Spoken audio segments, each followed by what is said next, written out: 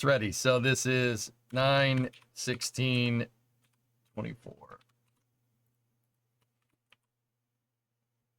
Switches over to Scientech. We'll be back to workers in probably 3 to 4 hours.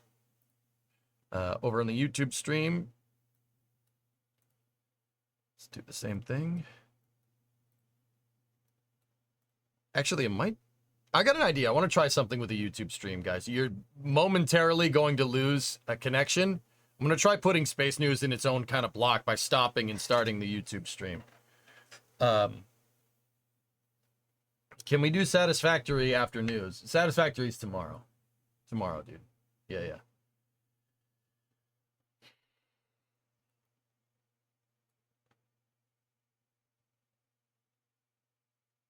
The ISS is still up there. Situation nominal.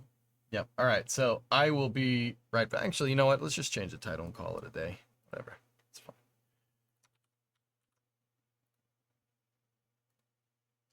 Okay. Give me about 5 minutes. Just going to go take a leak. And I will be right back. Update on the Ariane 6 failure. Nice. Okay. Be back momentarily. Enjoy the music.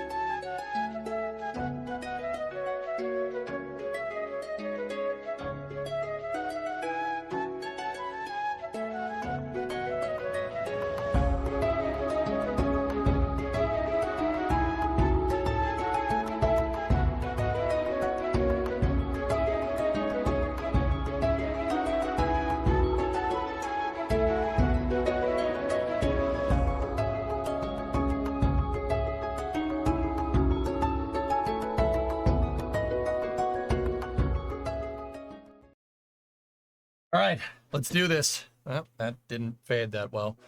There we go. Yeah, you gotta fade the music out. All right, so.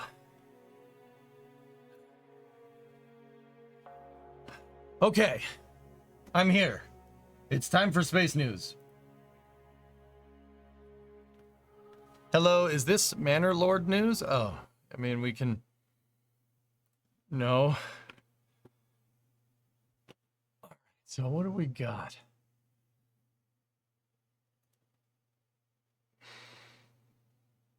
I already shared that. I shared that. We can start there. Oh. Did you see when this came out? Dawn Aerospace. Dawn Aerospace unveils on-orbit docking and refueling capabilities. All right. Neat. Skilled composites are getting into some interesting things too. Okay. What's this thing about?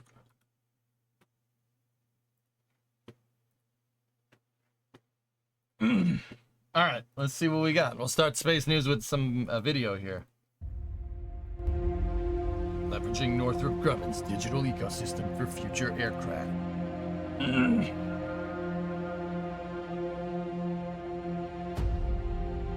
Whoa.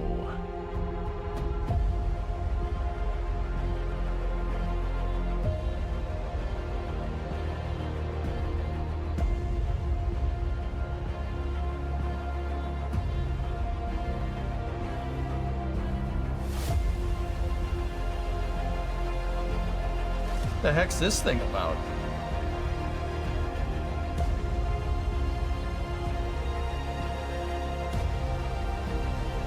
Whoa, whoa, whoa, whoa, whoa, whoa, whoa, whoa, whoa, whoa, whoa, whoa, whoa, whoa, whoa, whoa, whoa, whoa, wait, oh, still on the job, still doing work, baby.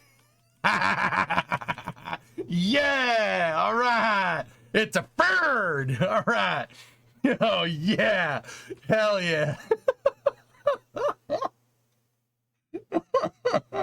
I don't know, Tessa. I don't know what this is. But yep. You got dual fuel tanks. 2 18-gallon tanks, baby.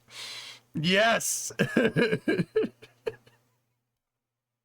I'm sorry. It's really sweet playing. Don't get me wrong. The playing's awesome. But that's awesome, too. Yeah, bird. And then is that an L-39? It is an L-39. What is this thing about?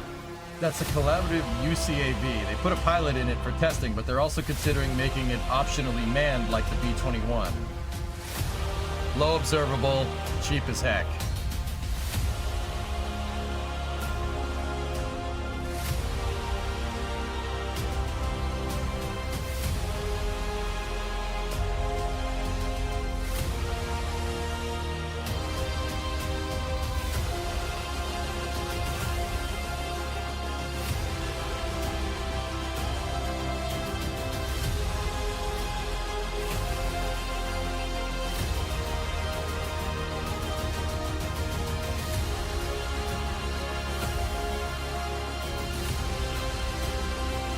The legs can't fold in? No, whenever you do a first test flight, you never put the gear up. Because what if you can't put them back down? Then you got a big problem. Yeah, most test flights, the first time they fly a new plane around, never pull the gear up. You don't pull the gear up till a couple of flights. Interesting. Wait, where's the FIRD? Where is it? I mean, there is a FIRD right there, but where's the FIRD? Where is it? Okay, this music's way too dramatic for what's going on here. Like, way too Oh, that's awesome. Oh, there it is. Oh, yeah. There it is over there. See it? See it just chilling back there? No.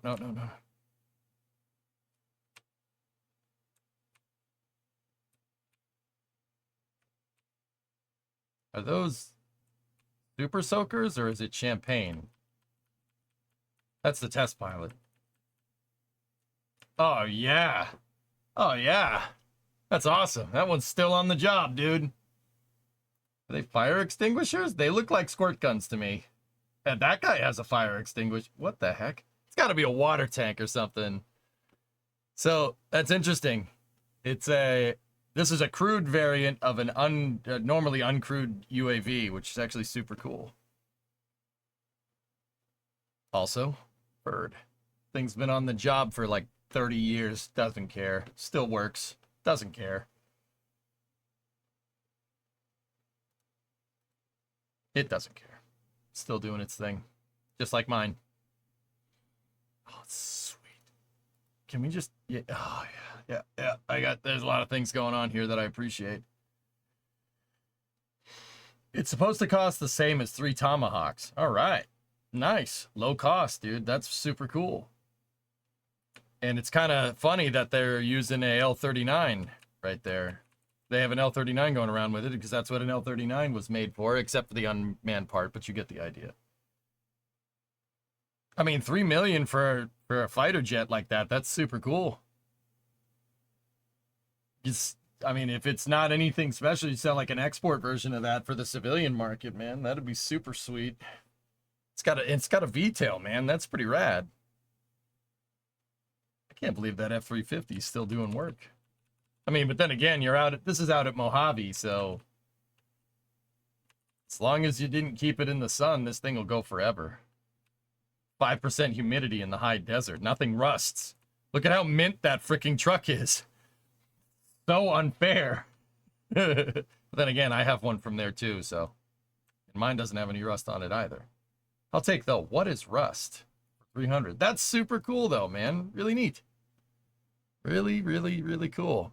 Speaking of uncrewed test flight, or speaking of crewed test flights from the same airport, check this out. Flight 3 from Boom Supersonic with the XB-1 was achieved, which is pretty freaking cool. This is a prototype supersonic plane, a civilian supersonic jet. This is supposed to be a pioneer for future crew variants. Now, here's the killer. This thing is supposed to supercruise. That's the whole idea. Boom is trying to make, they're trying to make supersonic transports cheaper, but they're also trying to make it supercruise. I didn't know that. I didn't realize that they're trying to do this without burners, without a reheat, which is actually, that's really cool. So yeah, the XB-1 Flight 3 was the test for that. That's awesome. That's pretty rad. If we look at, we can see if we can find, yeah, see, that's where they're at. That's their end goal right there. Oh, Nelly. That's a nice looking plane. If you look at the XB-1, if you look at it, it's definitely got a lot of influences from other planes. It's also a tri-jet, which is super cool. Their CEO is such a nerd. Yeah, Blake Scholl. Yeah, that guy's a huge nerd. Look at the wings. Gee, that silhouette looks real familiar. I want one. Where can I get it? Yeah, that silhouette looks awfully familiar. If you're looking at it from this angle, what does that look like? Concorde. Yep, that looks very familiar. That's awesome. It's very conky. A380.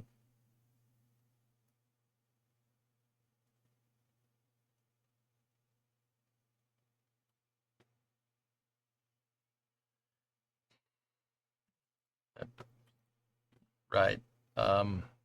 Okay. No. Here. Check it from this. Check it from this view.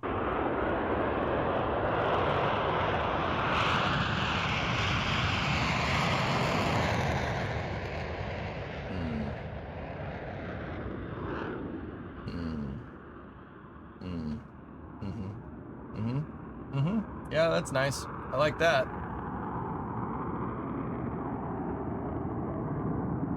That's awesome. Looks like there's an L-39 just hanging around.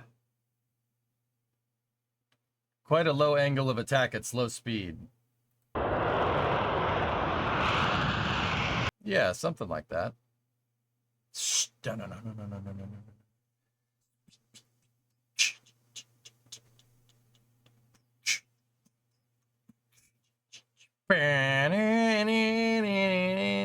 Sorry.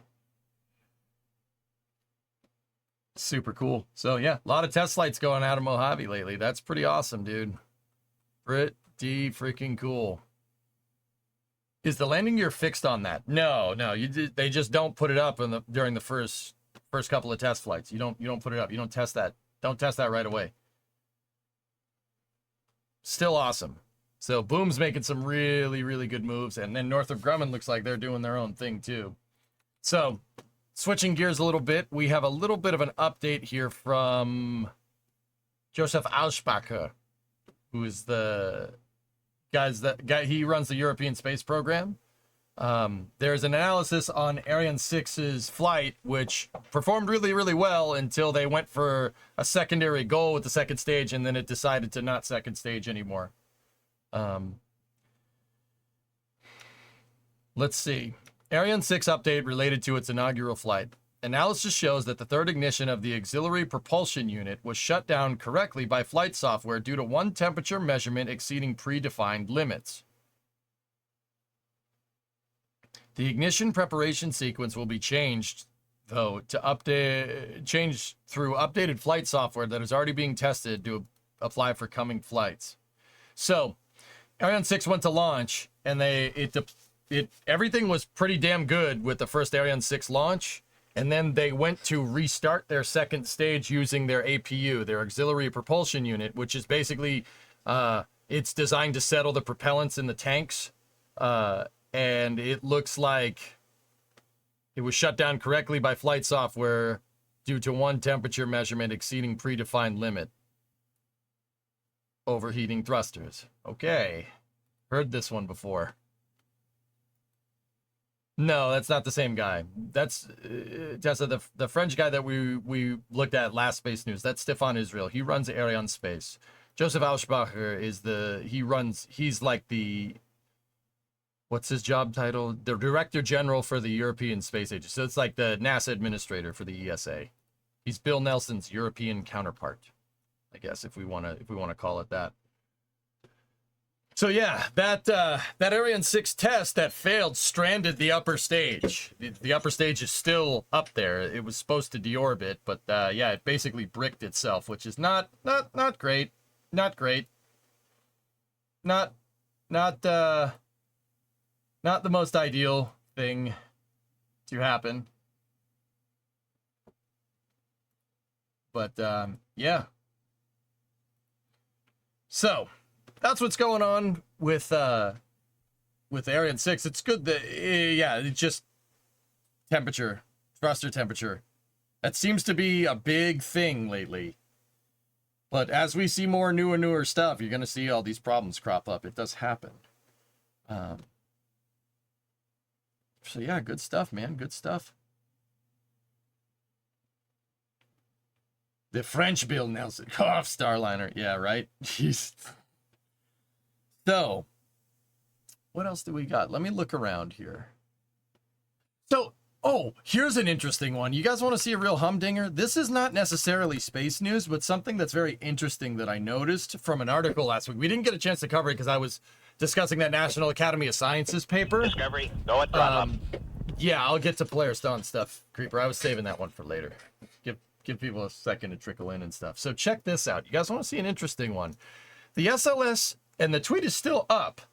This was 3 days ago, right? Oh, no, not that paper again. No, I'm done discussing it. I said my piece. That's the end of that. All right, so check this out. NASA SLS. The SLS account posted this, so check this out. Get to know NASA Gateway, the first permanent infrastructure at the moon, which will be sent on its journey by SLS during a future Artemis mission.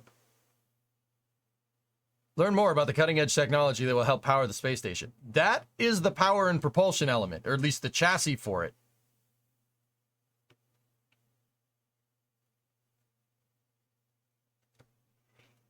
Huh.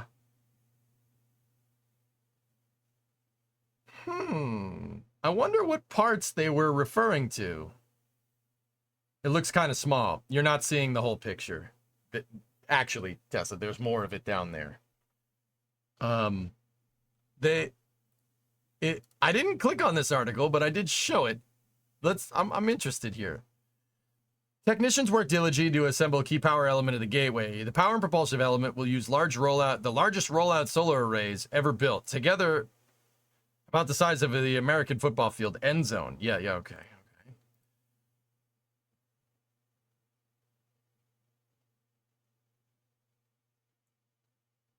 There's the Hall effect thrusters, and there's a concept render of what Gateway could look like someday. That's the PPE. This is the module that they were working on. If you're wondering what a satellite chassis usually looks like, that's what it looks like. It's just a cylinder. And you build around the cylinder. That's it. It's really that simple. I mean, what's inside of it is not so simple. But yeah, it's interesting here. There's no mention of it launching on Falcon Heavy.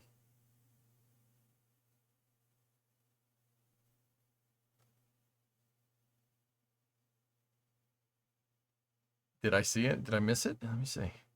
The electricity will be used to energize xenon gas to produce thrust to send Gateway from Earth to lunar orbit and keep it there for Artemis 4, 5, and 6 mission. On these missions beyond international teams of astronaut will expand Gateway with additional living and working space and will journey to the lunar South Pole.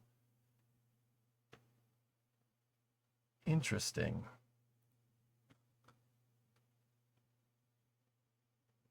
Interesting.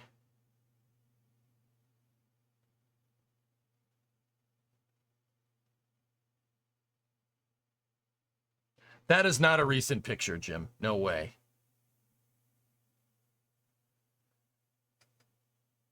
Can you link the article? Sure. Just for you, No Wrath. There you go. I don't know. There's no mention of Falcon Heavy here, and the way that tweet is worded, it very much sounds like it's going to be launched on SLS, which is interesting because they have a contract to launch it on Falcon Heavy. However, we did hear some interesting stuff about Gateway, about the power and propulsion element, and the Halo module, the habitation and logistics outpost. The plan, as of late, is to launch the PPE and the Halo module conjoined together on a Falcon Heavy, and then have it boost itself out there. The Falcon Heavy will get it most of the way there, and then the thrusters onboard Gateway will boost it the rest of the way. That's interesting because that's the current plan. The original plan was to have the power and propulsion element on an SLS Block 1B, and then Orion will turn around, grab the thing, circularize it, and keep it up, put it into rectilinear halo orbit out at the moon with an Orion on SLS. That was the original plan. And that's what they were going to do with the Halo outpost as well, right? What's weird to me is that the current plan is they said, no, we don't have enough SLSs to do that in any expedient time, so screw that. Launch it on Falcon Heavy instead. Conjoin the two and launch it on Falcon Heavy. That was the new plan. The interesting thing here is this tweet is very, very recent, but is echoing the original plan, which will be sent on its journey by SLS during a future Artemis mission. I'm wondering if the plan changed. The reason why I'm wondering if the plan changed is because a little while ago, right, there was a government accountability report that said that the power and propulsion element and the Halo module are both too heavy. They're exceeding their constrained mass budget. Now, the power and propulsion element has a problem. It's going to end up being too heavy because the PPE doesn't have thrusters that can handle SpaceX's Starship. The station can't station keep when Starship is attached, so they need to beef up the thrusters. If they're going to beef up the thrusters, it's going to get too heavy. That's a big problem. Yep. The station needs to be able to station keep. If it can't station keep, it'll crash. Yep. You need to be able to maneuver. That's kind of important. Now, second part of this, interesting part here. The second part, the Halo module, it's way worse. They forgot to take into account the mass of all the wires. Yep. It's exceeding its mass budget by about 600 kilos or about 1,500 pounds because they forgot to take the wiring into account. Yeah. I'm serious. I'm not, that's not an exaggeration. They forgot to weigh how much the wires are. They forgot to incorporate mass of the entire wire harness for the habitation logistics outpost into their final mass constraints, which is a glaring red flag in systems engineering. That's bad. That's bad. That's really bad. I don't understand how you messed that up, Hellfish. I don't get it. What are they going to do? Bluetooth wires? I mean, there's always Starlink optical wires or something, man. I don't know how you mess that up. How do you, so like, okay, all right. Okay. They freak you at the drive-thru. They know you're going to be miles away before you get fricked. Anyway, sorry. Suddenly movie quotes, it's my stream. What do you expect? Right? What do you think? I'm gonna be like professional about this, like I am on NSF. This is my stream. All right. Anyway, shut up, Leo. Damn it, Leo, will you shut the frick up? All right. So, in systems engineering, guys, you obviously go through phases of engineering, phases of development during your systems engineering. You know, it goes from figuring out what you want to make to basically drawing a design for it, drawing up blueprints for it, and then making it.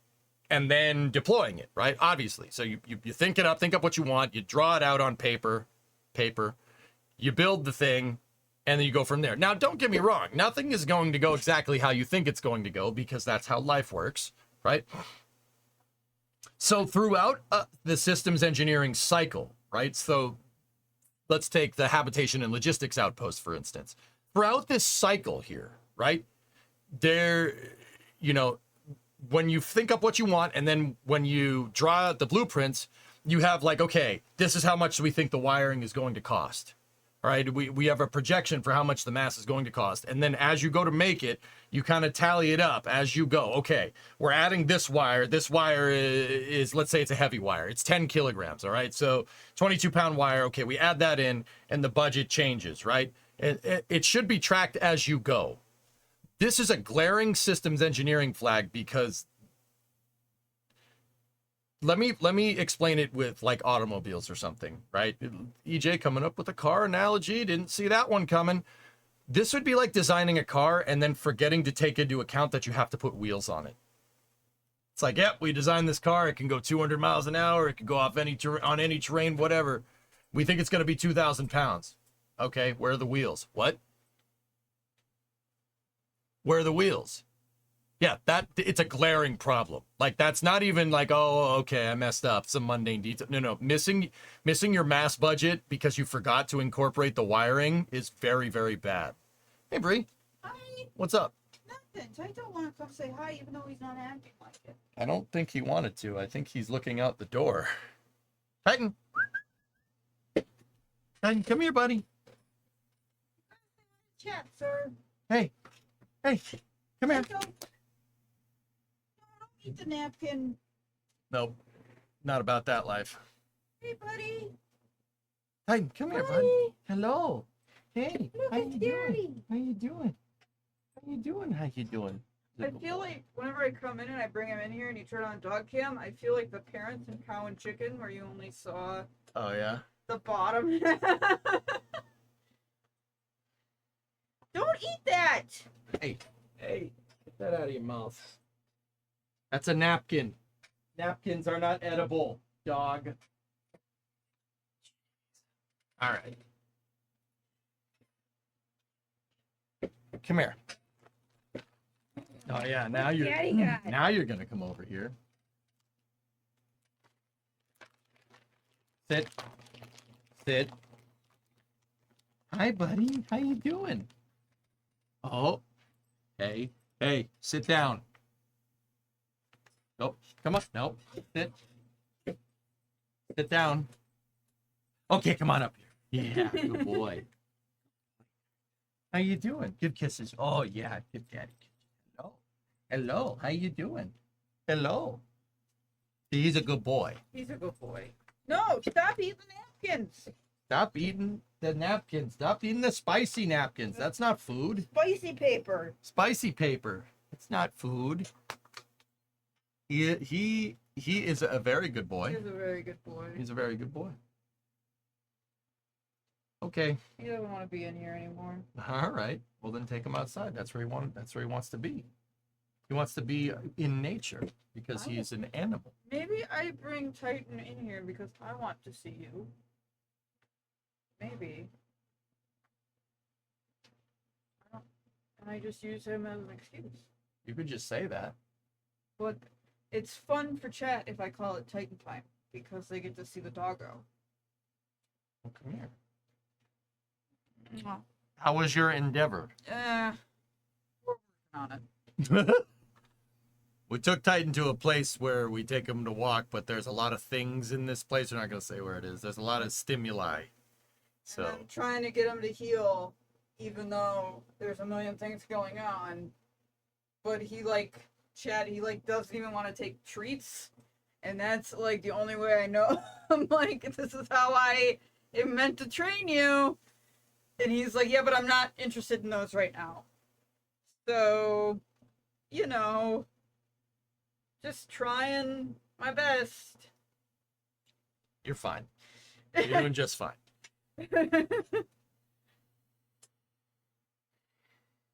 All right, baby. Alright, I love you. Love you too.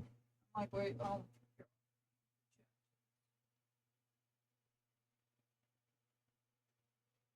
Alright, See ya. I love you. Love you. All right. So anyway, yeah, forgetting to take into account the massier wires in your engineering budget, and it's clear because they forgot it completely that it was never tracked. It was never tracked. That's bad. That you said crossing the streams was bad. Yes, that's bad. That's very bad. Fine, Tessa. Yeah, Brimo gets plastered very quickly, but doesn't get hung over. She got a little bit of Irish in there, so I'm going to go ahead and assume that's what's going on.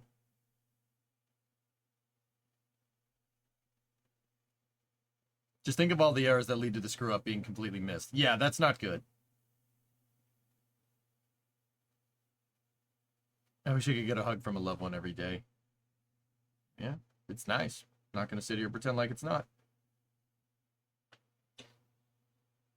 I would get forgetting wiring weight in other modules, but in the power unit, it's not the power unit, the habitation and logistics outpost. It's the hab module. The power and propulsion element is fine. Yeah. But the thrusters on it aren't big enough to be able to maneuver correctly with a like 150-ton lunar lander attached to it. It was really designed for a smaller lunar lander.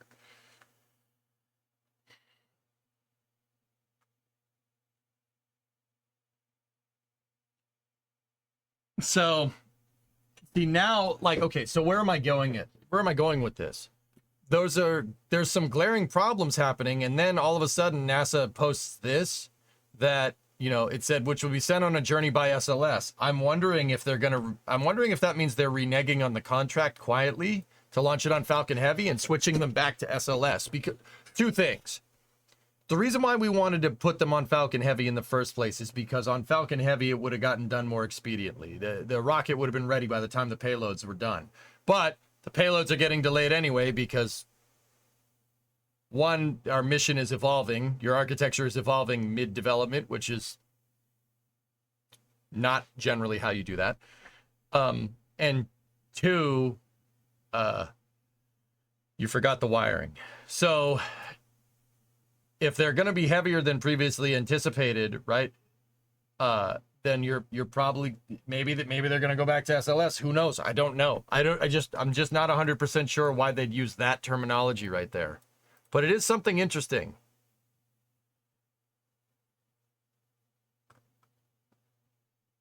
Like if the modules are going to take longer, SLS 1B should be good by then, or I mean fat chance, but we'll see. Maybe they mean that the majority of modules will be on SLS. Well, I'm pretty sure they would have specified that. Saying that they'll be launched on SLS is not saying some of it will be launched on SLS. It's two different things. The mass budget stuff reminds me, apparently there's a whole story about the Violin being approved for the Polaris Dawn mission. Oh, interesting. Well, yeah, with ML2 being ready. Forgetting your wiring basically means you got to start over, guys. Start again. Like that's not something you go, oh yeah, it's fine. Yeah, we'll just add it back in and we'll just start taking parts away from other systems. No. Once again, you designed a car with no wheels. Whoops. That's not good. That's really, really not good. They're like, they might need to restart, which would really suck a lot. But who knows?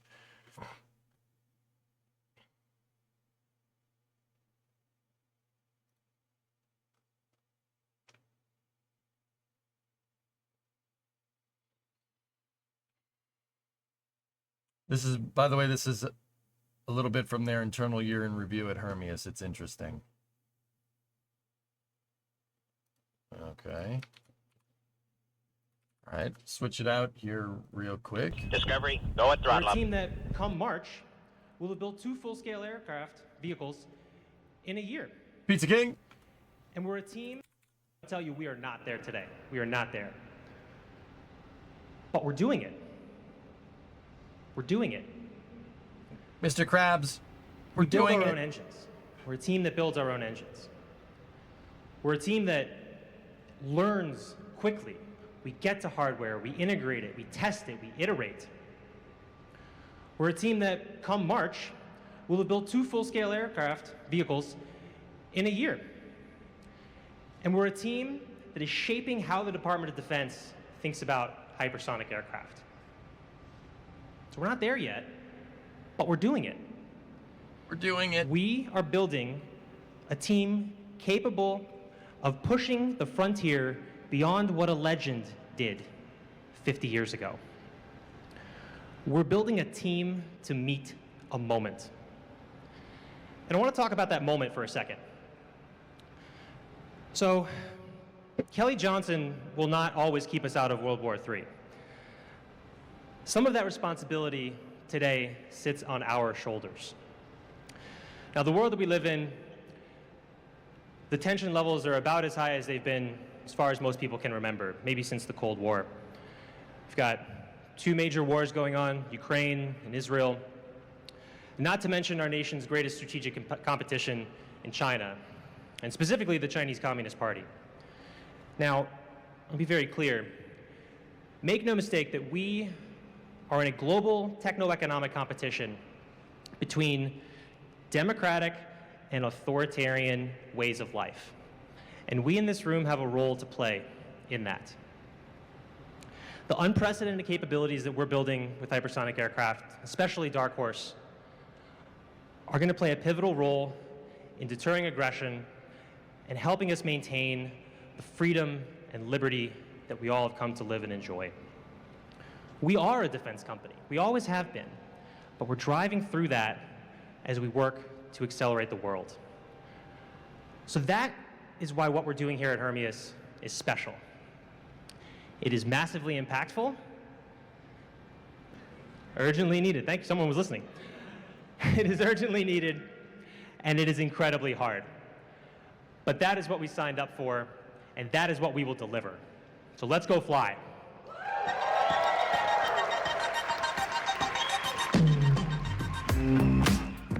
What was the purpose of showing me this? Why would you want us to see this? I mean, yeah, he's not wrong.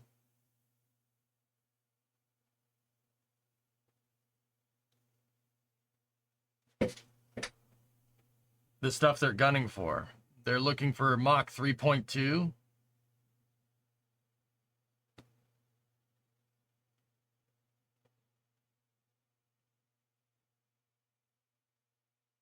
With their prototypes. That's pretty good, man. It's pretty cool. I mean, I hope they can do it. That'd be really neat. We got something, we swear. I mean, there is that prototype over there on the left, which is pretty sweet. They're looking to get into defense stuff. Interesting.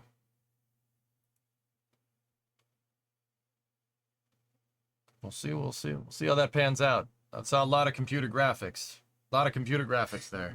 Computer graphics are cheap. Take it from somebody that's a 3D artist. Was. Once upon a time. I didn't really mean for you to watch it that far. Okay. Still cool.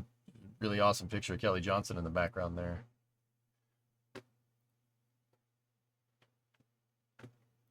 Now, I did share this very briefly on Space News last week, but I want to show it again just to be absolutely sure. Here, check this out.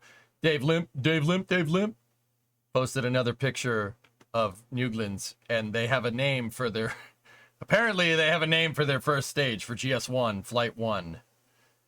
We have a cool history naming key blue hardware that dates back to New Shepard. We're calling New Glenn's first booster, so you're telling me there's a chance. Why? No one has landed a reusable booster on the first try. Yet, we're going for it, and humbly submit having good confidence in landing it. But like I said a couple of weeks ago, if we don't, we'll learn and keep trying until we do. Dave Limp. I'm sorry, I just like saying his name fast. I don't mean anything by it. So you're saying there's a chance? Yep.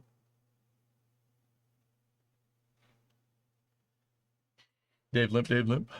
This is New Glenn. First stage. So GS1 is what they called it. Glenn Stage 1. On Blue Origin's New Glenn rocket. It is a 7-meter diameter rocket. So it's about 21, 22 feet wide. It's quite large. This is a big piece of equipment. You could tell from the people down there. It's not small. Dave Limp also posted a picture from the side here, which is, if you look at the people down there, it kind of, or that folding chair right there, it kind of conveys the scale pretty well. This is not a small piece of equipment here.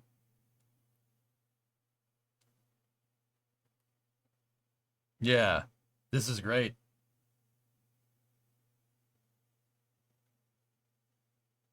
Pretty good. Pretty good, man. Pog related. It's big. It's a big stage. Oh yeah. Jacqueline, the landing platform vessel that is going to receive New Glenn from its first flight is in port, and Gav noticed something. Gav noticed something on the top of the vessel. When does this hop? Probably November, Pete. Even the raceway is huge. It's a monster rocket, Joe. It's a monster rocket. It is not small.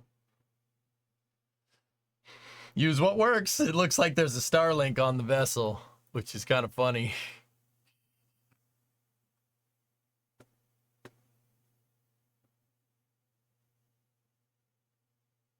Yep, definitely. There's definitely a Starlink on Jake Wellen right there. But yeah, Blue Origin did recently announce, just on a little bit of a side note, that they're going to, because New Glenn is such a big rocket, they have a little bit of a wider window for the transfer window to Mars for the Escapade mission. So they're going to go ahead and wait till Q1 2025 to launch Escapade. And New Glenn's second flight will become New Glenn's first flight, and they will move it closer. The reason why is because, well, I don't know if you guys could tell, it's missing some pieces. Like, it's missing some things. Yeah, it's no doubt that they don't want to rush putting this thing together. Yeah, you don't want to rush that. That's probably a bad idea.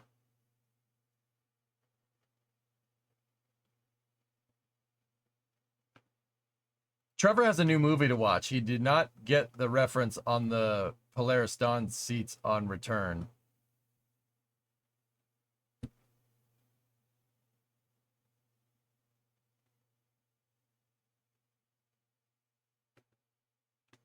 The 1.21 gigawatts? He didn't.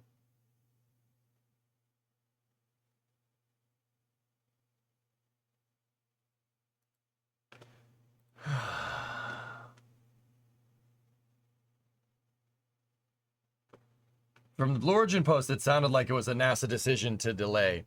NASA doesn't want them rushing. That's what I said. Did I not say that? If that's not what I said, that's what I meant. Sorry.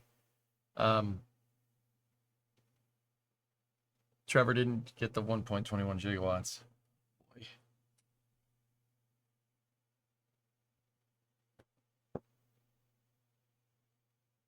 I mean, Back to the Future isn't even like hype beast. It is a fantastic piece of cinema. Like, all hype aside, it's probably one of the better movies out there. Like, just in general. You look younger. Oh, yeah? Yeah. I'll have to tell Trevor, like, this isn't like, oh my god, you've never seen it?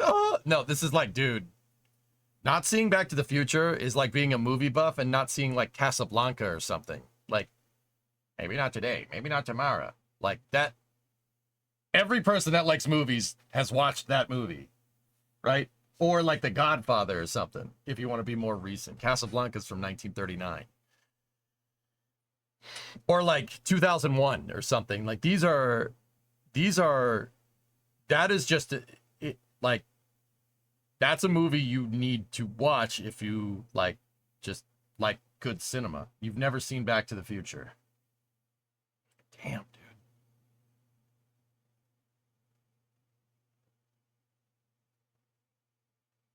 Chris B ran a poll and taking away Taylor Swift music was high up as punishment. You don't need to punish the kid for not seeing it, because you know that's gonna get kids to want to watch this. No, it's an awesome movie. It's a great freaking flick. It's just a fantastic movie. It's so well written. It's so well acted. It's perfect, dude. Like, there's a reason why Bob Zemeckis and Bob Gale don't want anybody touching that franchise, because the franchise is perfect the way it is.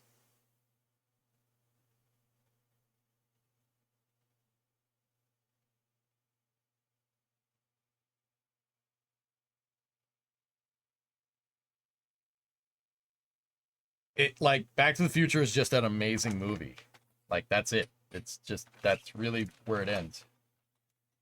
Also, yeah, you've got to watch that. We got to watch that. Yeah, it's just a fantastic movie.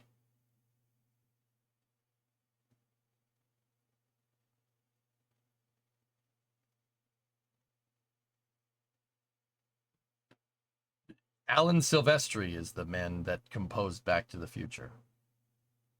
He also did Flight of the Navigator. And a couple of other movies you might know. But anyway. Yeah, we can wax poetic about Back to the Future. I could do that all day. Let's keep going. I mean, I usually do. I throw Back to the Future quotes in more than... We have Back to the Future quotes. We have Spaceballs. Like, those are my big ones.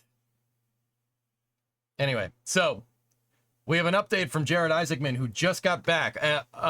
Early Sunday morning, the Polaris Dawn crew did come home here.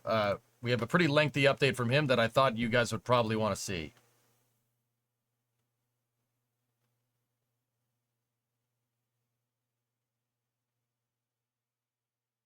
Give me 1 second.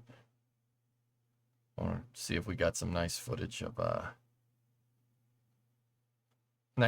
of recovery here.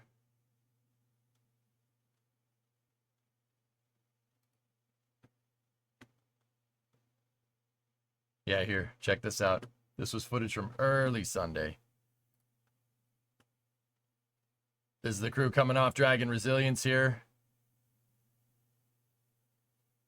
It's pretty rad. Scotty do. Not Scotty don't. Scotty do. And then Rook coming off there. Earmarking pretty much one of the craziest commercial missions ever flown to date. This mission cannot be understated in terms of its technical complexity and risk. If you've been living under a rock, the Polaris Dawn mission launched on Monday or Tuesday morning last week. And it was a 5-day mission up into space, all commercially funded, right? And not only did it set an altitude record for a commercial mission, but it also performed the first commercial extravehicular activity. Though, two of those, that crew that you just saw, jump out of the capsule there, actually jumped out of the capsule in space, which is not jumped out of the capsule. That's a little bit misleading. They did an extravehicular activity and poked their head out the top of the capsule, which is still ridiculous. Like, when you see NASA do an extravehicular activity, it's, pretty routine. But to see it from a commercial mission, let alone a commercial mission at twice the altitude of the ISS, it's pretty spectacular. Words cannot express how crazy that mission actually was. It is. Hang on, let's see if we can check this out. And I was watching the coverage. We picked up the coverage of this most of the time, but dude, watch this.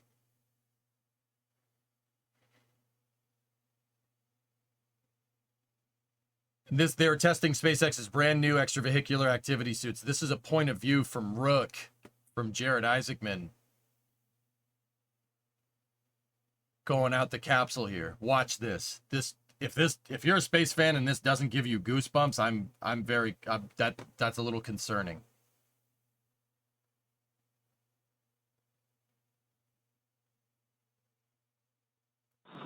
I have a feeling the crowd is about to go wild.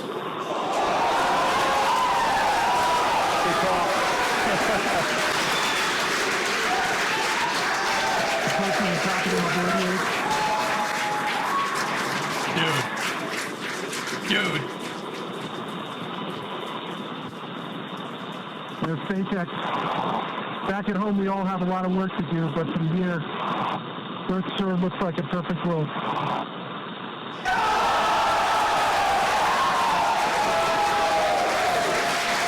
That's pretty good. Yeah, that's pretty good. That's pretty good, dude. That's pretty good. Yep. They depressed the entire capsule, Starry. It's a ballsy mission, man. Unbelievable. Where in the world is this? This was out over the Pacific Ocean. So they did that extravehicular activity. They tested Starlink communications. That the Dragon Resilience actually had a Starlink built into it, and they were communicating directly with the satellites from the spacecraft, testing like optical communications. And then there was a multitude of medical experiments that they did. There was even some pretty awesome outreach, and I can't really play it or show it to you because DMCA, but Sarah Gillis, one of the crew members, played the violin on board, and it was a John Williams song called Ray's Theme from Star Wars, from new Star Wars. If you know what I mean, you know what I mean. Anyway, yeah, it was an awesome mission, and it concluded on early Sunday morning. We were here. It was amazing. With an EVA approved violin. That's right. So here's the commander of the mission, Jared Isaacman. That was just his helmet cam that we just saw. Here's what he had to say about this. We're back on Earth and looking forward to sharing the result We're back on Earth and looking forward to sharing the results and our experiences with all of you. The scientists and doctors rightfully own all of our time for the next few days, but I did want to share a few thoughts as I reflect on our mission and what we set out to accomplish. We deeply care about the world we live in today and making it better. That's why we wear the St. Jude patch on our flight suit and why we dedicate so much time to raising funds and awareness for the vital work. It's why we partnered with El Sistema USA to show how the beauty of music can bring people together all over the world. It is why we've brought Starlinks to various corners of the world to help connect people and provide people access to information. Building blocks for solving many of the world's challenges.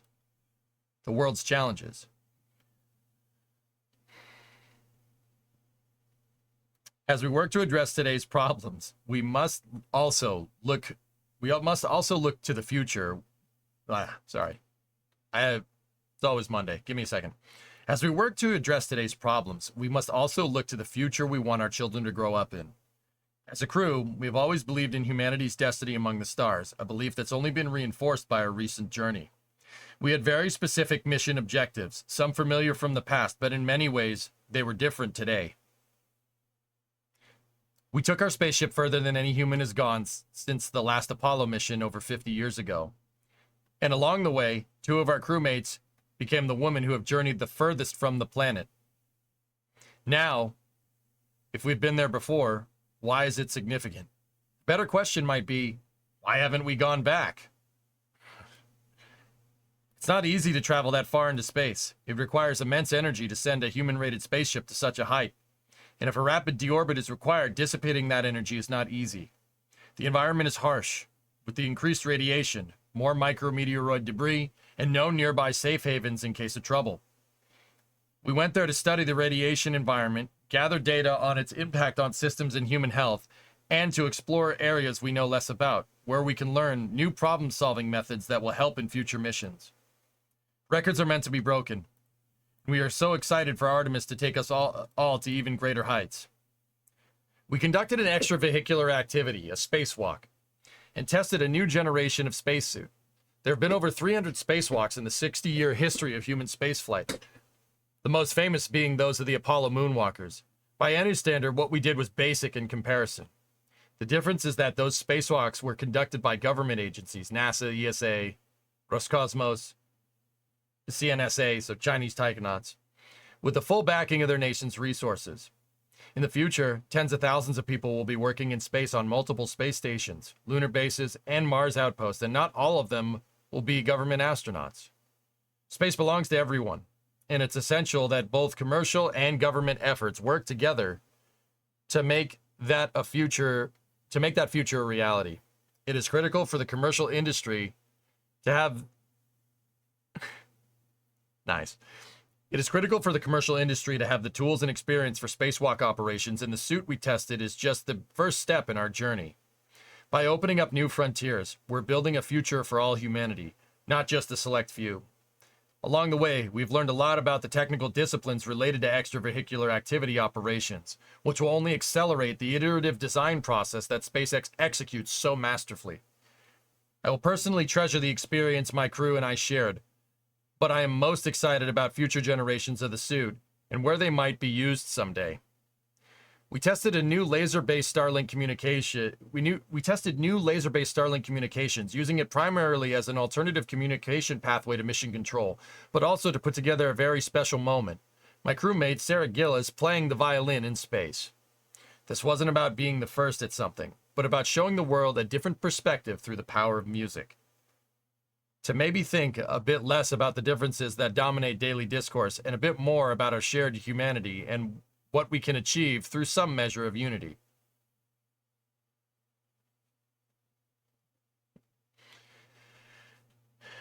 Beyond what we hope to learn from these technical objectives or the about 40 science and research experiments, there's always a fundamental requirement of any space mission: to cast the wildest possible inspirational message. There were many firsts on our mission, but just as important were the things that were simply different from what people are used to seeing. These differences can spark all sorts of creative thinking and maybe inspire the next generation to dream about what they can accomplish among the stars. Because if we're going to realize humanity's destiny to reach out and unlock the mysteries of the universe, we're going to need a lot of inspired dreamers to join this great endeavor. Nice. I want to close by thanking everyone who worked so hard to make this mission safe and successful. Of course, that starts with the 14,000 plus SpaceX employees, from top leadership like Elon Musk, Gwen Shotwell, Jess Jensen, and Stu Keach, and that's Kiko, and Kiko Donchev, to the SpaceX technicians inspecting our booster before flight. Special thanks to all the Polaris program team that helped support us through this journey over the last 2.5 years of training and the 24/7 on-orbit operations. I also want to thank NASA for their foresight in creating the Commercial Crew Program, which breathes life into initiatives like the Polaris program, not to mention NASA's direct mission support and EVA suit testing. Thanks to the weather teams, recovery teams, and the United States Coast Guard. All the researchers and every one of our supporters that cheered us on in dreams of a brighter future. With our deepest appreciation and gratitude, thank you. There's the crew. Right after splashdown. That was this dude talking right there.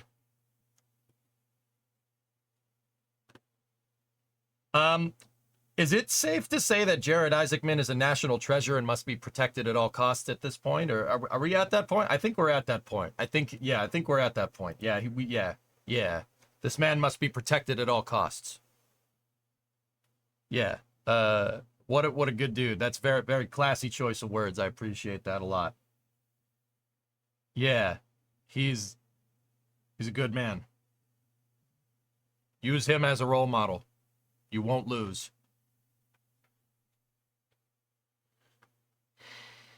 Tell him to stay out of fighter jets. Yeah, I'm like, now, like, dude, don't fly anymore, please. Don't do that. We need you.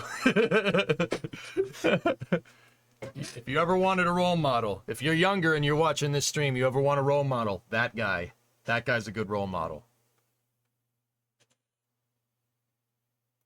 That's pretty rad, dude. It's pretty rad. Good stuff. Very well said from Rook, I must say. That made me pretty happy. And yeah, somebody said it in chat. This isn't the last Polaris mission, guys. Polaris Dawn is not the name of the entire program. It's just the Polaris program. Polaris Dawn's the first mission. There are 3 Polaris missions contracted on the books right now. 1 you just saw. Then there's Polaris 2, which I have ideas about what Polaris 2 is going to do, but let's just say, based off of Rook's words right there, from what we just heard, it's probably going to be a little bit more grandiose than this one. And then there's Polaris 3. Polaris 3 is a contracted mission with SpaceX. Polaris 3 is the first crewed Starship launch.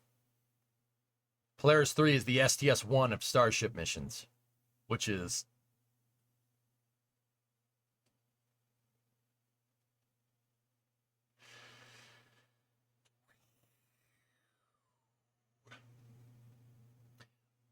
John, please share your ideas. Well, Polaris Dawn was just testing out the suit kind of by itself and a little bit of the mobility of the suit, right? That's straightforward stuff. Polaris 2, if I'm guessing, is testing the suit by itself. This is a huge guess from me. It's probably wrong, but it's the next iterative step. Test the suit by itself. And if you're going to test the suit by itself, you're going to need a life support pack. But here's the thing. Where are they going to get a life support pack from? You can't fit it out the hatch. Only the suit can fit out the hatch. We just saw that. So maybe they'll do more testing or something, or maybe SpaceX is cooking up something. You know?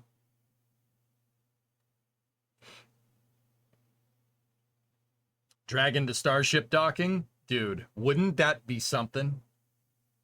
Wouldn't that be something if they launched the Starship with a docking port on it and Polaris 2 went to the Starship? Wouldn't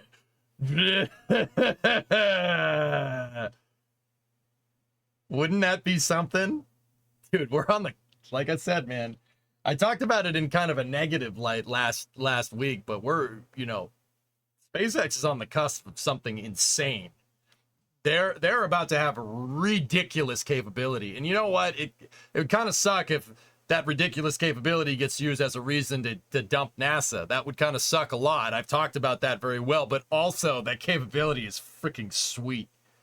How about a Starship wet workshop or a Starship dry workshop? Reusable Skylab.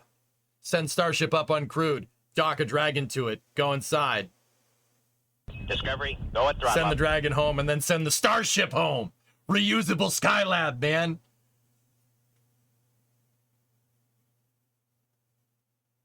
Oh, that would be super rad. That'd be super rad. Polaris 2 docking to Starship and Hubble. Save Hubble. Yeah, that'd be cool. Polaris 2 docks to Starship, tests crew ops in Starship, but with the Dragon as the primary and backup if Starship has issues. Polaris 3 launch on Starship. It makes sense, dude. It makes sense. Gotsar with the 46-month resub. Push the pack out the hatch and then mount it outside. Yeah, maybe, Yannick. That would work too. I like that idea. I like that idea, but also I really like the dock to Starship idea as well. The dock to Starship idea is something I want. Can we do that, please? I'm all for SpaceX replaying the lead up to Apollo, but maybe don't repeat the Agena incident with Starship. Yeah, yeah, you're not wrong. Starship Agena. Yeah, the Starship is your Agena test vehicle. But then again, they already know how to dock. The Agena target vehicles were used to understand how to rendezvous and dock with things. You know? But also, dock the Starship would make a lot of sense. Test Starship's manned systems in space without risking the crew on launch or landing. Right, Yarg? Or landing. Or EDL. Dude, it's genius. Oh, please let that be Polaris 2. Like, the full suit EVA would be sick, but that would be amazing. So think about it, right? Think about it. Dragon, here's the problem here. Dragon can only do that once right now in its current configuration. Dragon can only depress once. It's an open loop system. Because depressing and repressurizing is making your life support systems flow two ways, so to speak. You can't do that. That's why they just had extra consumables inside of the capsule underneath the seats. They had extra tanks, right? So Dragon can only do that once. It's a one-way system. You can only depress it once, just like Gemini. Not a lot of people know that. It's not like you can repress, depress. It's not an airlock. It's not designed to do that. It was designed to dock to a space station. It's not designed to depressurize like that. I mean, you can, but there's no way to repress it with those consumables. You're basically venting, right? Polaris 2, testing the full suit, send the full suit up on a Starship, send the Dragon up there, dock with it, and test your airlock on Starship as well. Holy schnitzel, that's, dude.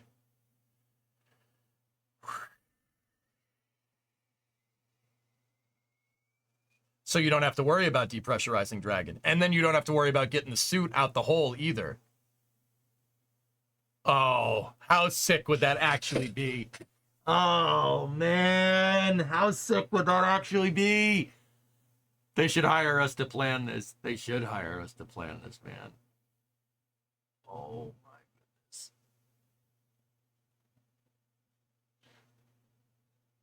Oh. We don't have any data on Polaris 2, but we know Polaris 2 is going to be with a Dragon capsule, and we know Polaris 3 is going to be with a Starship.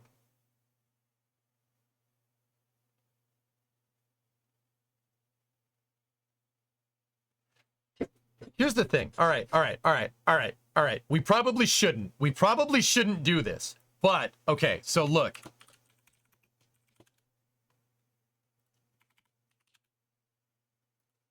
This mission, the mission that we just saw, the Polaris Dawn do, was,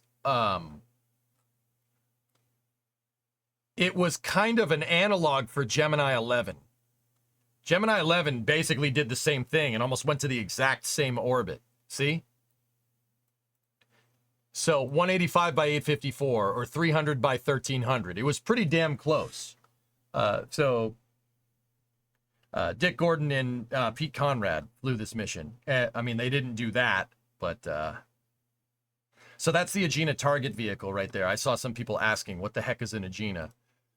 An Agena target vehicle is basically... It's an Agena satellite with a docking port attached to the front for the most part. It was used to test docking capability for Gemini, performing rendezvous proximity operations. They were launched on Atlas missiles. They could also be launched on Titan. It's basically a test upper stage, right? So check this out. This is something that we didn't see, the tether experiment. I don't know if a lot of people know this, but they roped them, they docked to the Agena target vehicle and then tethered to it and then tried to spin to test out artificial gravity. They tried, well, artificial gravity, you get the idea. Yeah, not a lot of people know that. That was a ballsy freaking mission, but they ended up not doing that. But, right, it pretty much, in terms of mission profile, with the exception of that, pretty much did exactly the same stuff, right? So they obviously, the parallels are so ridiculously similar, it's kind of like, oh, okay. So now, let's think about this for a second. If Polaris Dawn is like Gemini 11, right?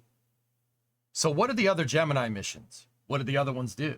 The other ones were there to test rendezvous, proximity, operations, docking, stuff like that. Right? Those are the other ones. The other Gemini missions we already knew how to do. Like Dragon, like what does SpaceX know how to do? Right? So we could rifle through the Gemini missions if you want. And we could try to put our minds like where SpaceX is at. So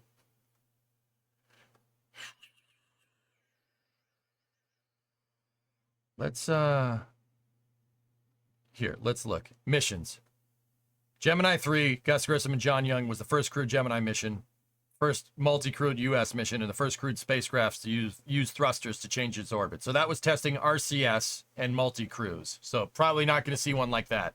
Gemini 4 was the first extravehicular activity, which we saw from Gemini 11. This is space. Right? So I'm they in space. included that one. 5 demonstrated the 8-day endurance necessary for an Apollo lunar mission with fuel cells to generate electrical power. We already know Dragon can stay up there for long periods of time, so that one's on the shelf, right? I don't know, Aqualux. I don't know what it is in tension. Kippy, gifted a sub to Rivian. All right, thank you. That's a tier 1. That helps me a lot. Gemini 6A accomplished the first space rendezvous with its sister craft Gemini 7 in December 65, with Gemini 7 setting a 14-day endurance record on its flight. Yep. Okay. Dragon knows how to do that. Gemini 8 achieved the first space docking with an uncrewed Agena target vehicle. Yep. Okay, we don't need to worry about that one. 10 established that radiation at high altitude was not a problem, further demonstrated by the ability to rendezvous with a passive object. Go at It was the throttle. first Gemini mission to fire the Agena's own rocket. Oh yeah, they tested spacecraft interfacing too. Yep. So Gemini 10 was, read about what Michael Collins did during Gemini 10. It was bananas. Yeah, Gemini 10 rendezvoused with an Agena and then used the Agena to boost its orbit, which is super cool. That one could be a thing. That could be a thing. But what would Dragon rendezvous with? If they were going to do that. Hey, Art, 24-month resub. Don't forget the proposed Gemini mission where they dock with a Centaur and launch themselves into a lunar free return. Yep. Yeah, Gemini 10 was an insane mission. Yeah, check that out, dude. They docked to the Agena and then fired it to go to a higher orbit, which tested out like spacecraft interfacing and stuff. So like CSM docking to the LEM. It was all, the Gemini missions were all preparing for Apollo. That was the whole idea. Use that one to test USDV. Yeah, there you go. Yeah, John Young flew with Michael Collins. Two ballsy ass guys right there, man.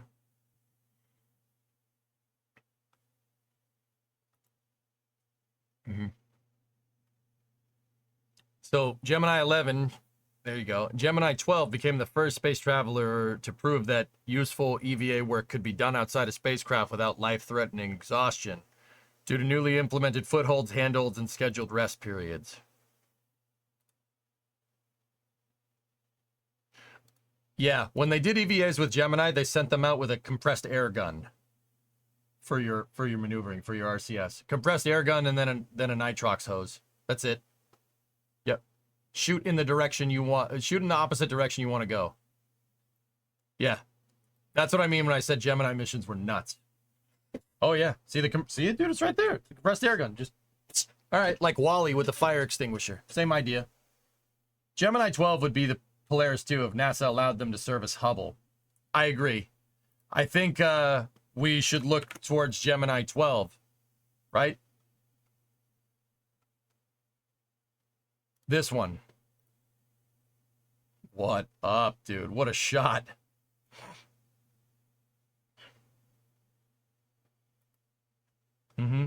These missions were completely insane. Like in a good way. They were nuts. And I just want to point out, that's the Gemini capsule. See it right there? There's 2 seats, and that's about it.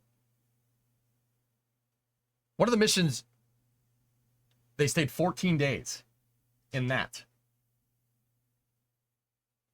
Just pointing it out.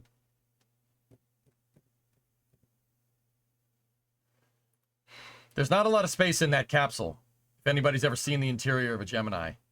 There ain't a lot of space. And these guys did it. They found out a lot of stuff for us. Yeah, tethered station keeping, dude. Spun the damn thing. Dude, these missions are insane. Read about them. They are absolutely nuts. Like, if you know, like, even if you play like Kerbal and you know a little bit about this stuff, and you read about just some of the things they're doing, you're like, okay, that's great. Nice. Not a lot of space in that capsule, but a lot of that capsule was in space. Yes, also one of the missions, the Aegina target, one of the docking vehicles, the fairing didn't pop off. Yeah. Imagine getting to your rendezvous target, the docking port's covered by a fairing, because that's basically what happened. Whoops. Yep, that's how that went out. Gemini 8 was the one with Neil. Yep. Yep, all right, we're getting near it. Okay, we can't see the docking port. Ah, the fairing's on it. Oh, balls.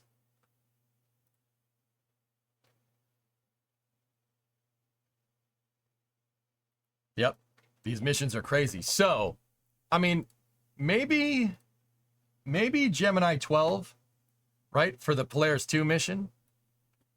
Final Gemini flight, rendezvous and dock manually with the target Aegina and kept station with it during EVA. Aldrin set an EVA record of 5 hours and 30 minutes for one spacewalk and 2 stand-up exercises and demonstrated solutions to previous EVA problems. 59 orbits completed. Pretty good, man. Now,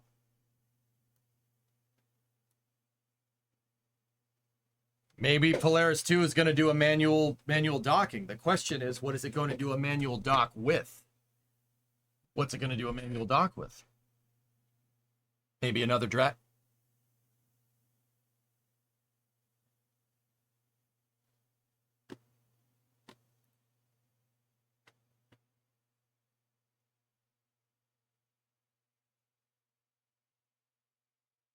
No, they wouldn't. I mean, they do have... SpaceX does have 2 crewed launch pads, 40 and 39.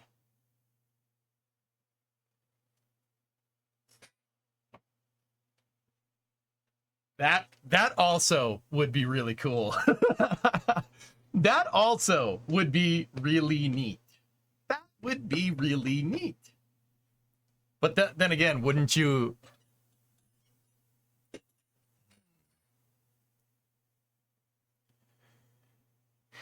But why would... See, here's my question now. Why would you need to demonstrate manual docking from one Dragon to another? Why would you need to do that? That would be cool. But why would you need to do that? My gut's telling me that's not it. So, we've axed most of these, right? Unless SpaceX has a boost vehicle that they're just chilling around with here to go further or something, right? Most of the Gemini missions, I think, you know, we can kind of safely say that they're probably not going to do that. Docking to Starship makes way more sense. Exactly. Now, so, this is kind of basic spaceflight knowledge. What came after the Gemini program? The Apollo program. Now, I'm not going to say that the Polaris 2 flight is going to the moon. I really don't think so. Nice cut. Thank you, RJ. I don't think it's going to the moon, but the first Apollo mission didn't go to the moon either. So let's look at some of these Apollo missions, right? Let's look at some of these Apollo missions and let's see. Because obviously, I was about to say it took 11 flights to get there, but that's not entirely true. They retroactively named the Apollo missions, like after they started doing them. So, but there were a lot of there were a lot of supporting missions. So here, let's take a look. List of Apollo missions, all right? Now, I think we can successfully say that testing the Saturn 1, which were pretty much the preliminary Apollo missions, we could pretty much rule those out completely. Falcon Heavy, Dragon to the Moon. Falcon Heavy is not crew rated, Forge, but it could do that. You could put them on a circumlunar trajectory, but I don't think Dragon's heat shield is rated for that. They could change it, but changing your heat shield is not something you want to do. All right, so let's just, let's go forward here and let's just take a look. We have, so some of these missions I'm pretty sure we could successfully rule out. 17, 16, 15, 14, definitely don't want to do 13, 12, 11, 10, and 8. All the missions that went to the moon, I think we could successfully rule those out. Unless Falcon Heavy receives a crew rating sometime soon, pretty sure that's not going to happen. Dragon XL, it's possible, Defrig.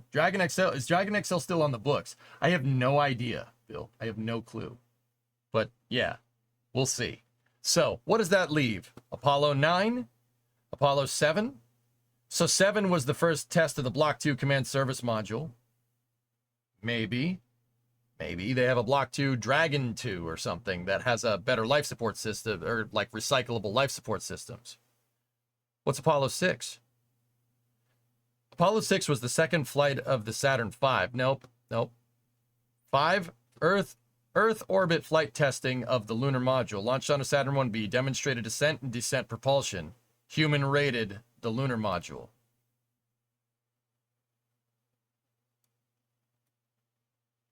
Curious.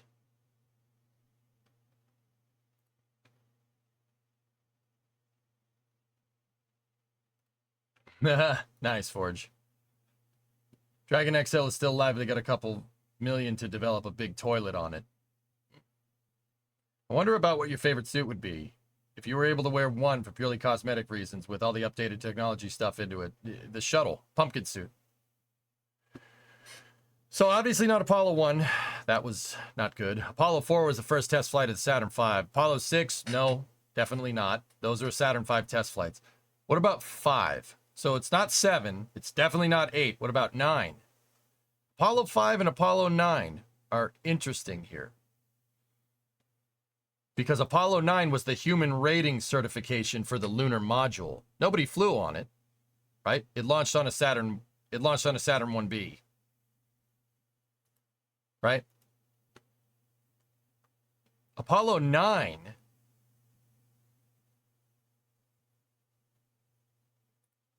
let's take a look. Second crewed flight of the Saturn V. First crewed flight with the command service module and the lunar module in Earth orbit. Demonstrated portable life support system to be used on the lunar surface.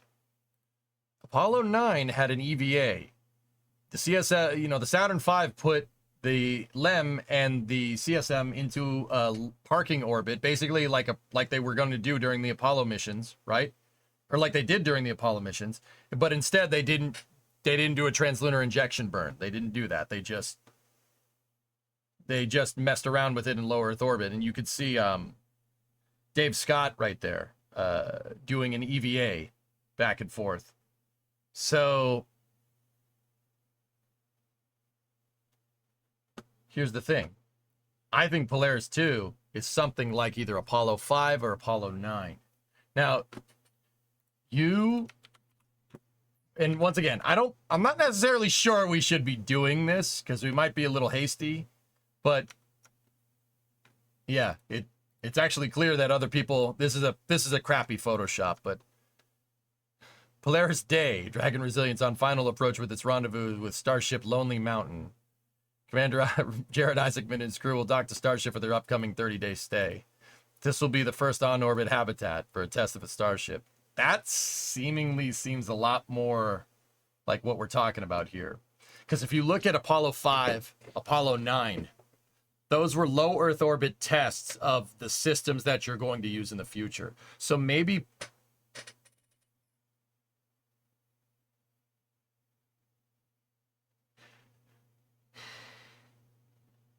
Do you guys think that Polaris 2 will be a mission to the Human Landing System uncrewed demo flight?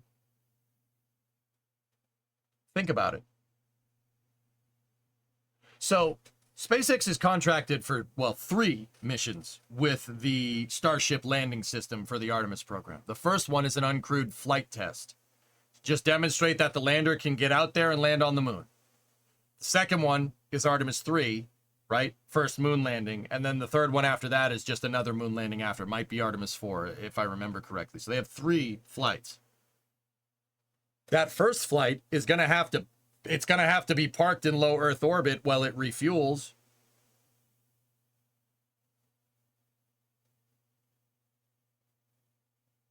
Yeah. If I had to guess, Polaris 2 is probably going to that. That's my guess. If I had to put my money on it, that's what I'd guess. It's probably still wrong. A lot of human landing systems are common with crew starships, so probably a weird hybrid prototype. The real question is, how many tries will it take? Dragon can dock to it as long as Starship has a Dragon eye on it. Dragon uses LiDAR. So you need to have a LiDAR beacon on your docking port, and once it does that, Dragon can find the port. It's no problem. That's what it does on the ISS. Who's to say an HLS starship needs to be very distinct from a Skylab type starship? I'm just putting that out there. Yeah, guys, I think Polaris 2 being a dock, using Starship as a reusable Skylab, I think that's what's going on. Yeah. Which I will just say that capability in itself is absurd. Dude, even if SpaceX wasn't making a lunar lander, being able to basically launch your entire space station into space using Starship as an uncrewed like cargo vehicle, right? And then going up there and using Starship as a dry workshop like Skylab, and then bringing everything back down after a Dragon is docked to it and stays up there for like 5-6 months. That's pretty good, man. That's a pretty good mission. Reusable Skylab. And use what you learn there for HLS. That's what my money, I think Polaris 2 is that. I seriously do. I think that whoever posted this, I think whoever posted this is right. I think that's correct. I think that's what makes the most sense, dude. I'll have to ask my buddies on Flame Trench about this. I'll have to ask. I'll see what they say. Because we don't know what Polaris 2 is, but we know what Polaris 3 is. Polaris 3 is a crewed Starship test. So what better way to make sure that the life support systems on Starship are good to go by sending a Starship up there? Can you imagine sending up a Starship with an airlock? And then you can EVA and...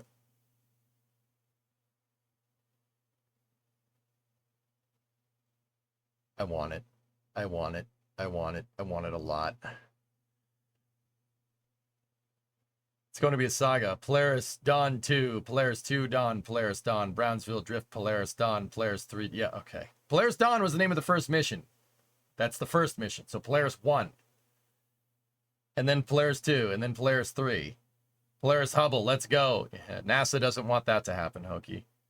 It'd be easier to human rate a rocket stage for rendezvous and boarding than it is to actually launch humans, right? Yeah, of course.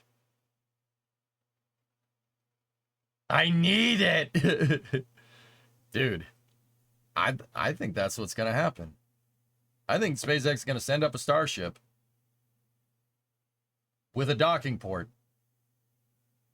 Yeah, they're going to send up a Starship with a docking port, or just send up the HLS uncrewed demo, and then Polaris is going to, yeah.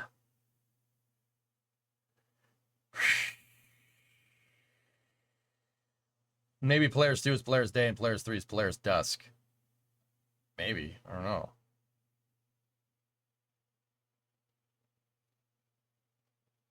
I think they're just Polaris 2 and Polaris 3. I think they would have named them that if...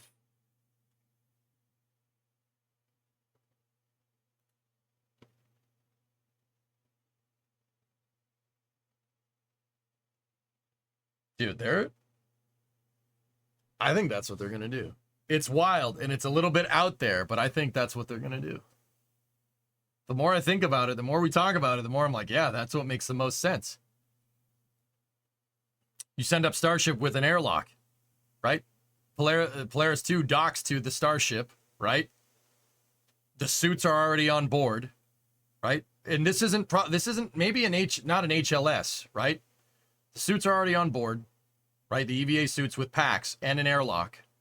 I mean, granted, that's a lot of stuff to test. Anyway.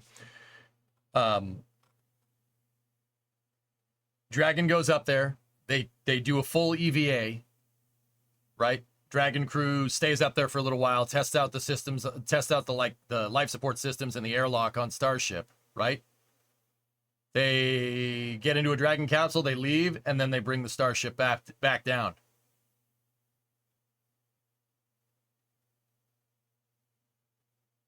Yeah, that makes the most sense, dude. But then again, that means that SpaceX would be cooking up a Starship right now that does not look like any other Starship. So, if you watch NSF's daily Starbase updates, we need to start looking around for a Starship that looks a little bit different than every other one. You know? Have we seen anything like that? It's a lot of stuff, but there would be both Dragon and Starship teams working on it. Yep. Mm-hmm. The one monkey wrench in this entire thing, Phil, is orbits. What type of orbit can you get to out of Boca Chica? The Starship would have to go into a 27.5 degree inclined orbit if they're going to launch from 39A or 40. Because you cannot launch out of Boca Chica on a 51.6 degree inclined orbit. You can't do that. Ship 26 will probably be used for HLS test. I think Ship 26 is a main propulsion testing article, Forge, to be honest. I think that SpaceX is going to keep Ship 26 around to test Raptor 3 and iterative Raptor design changes. It's a main propulsion test article. I hate it for what it's worth. I mean, but I understand why it's there. I hear there was an HLS header tank scene, but I don't remember. Yeah. You don't remember where. Yeah. There are signs they are working on a full-scale HLS nose cone mock-up. Kevin will be excited to hear you say that. Yeah. We saw what we think is an airlock that was at Hawthorne this week delivered to Starbase.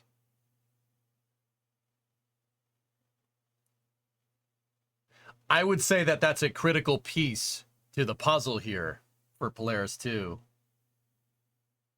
Why would they move it to Starbase? What are you going to do? Test the airlock at Starbase? No. They wouldn't move the airlock to Starbase unless they were testing it there. I did see the airlock, Forge. I just forgot. Yeah. I actually, you guys told me. I don't think I've seen pictures of it. Assembly, baby. Holy crap. Holy crap, dude. I think that's what's going on. Polaris 2 is going to dock with a Starship. I can't confirm that. Just in case anybody's wondering, we're theory crafting this out here. But I think Polaris Dawn is going to dock to an uncrewed, a Starship that was launched uncrewed, and they're going to use that to test the airlock and test the next iteration of the EVA suit. That's what I think. I'm putting my money on that one. Clip it. Clip it. Clip it and ship it. That's what's going on. It went right into Star Factory as soon as it got there. See this timestamp. All right. Dude, can you imagine if that's what's going on? Oh my God.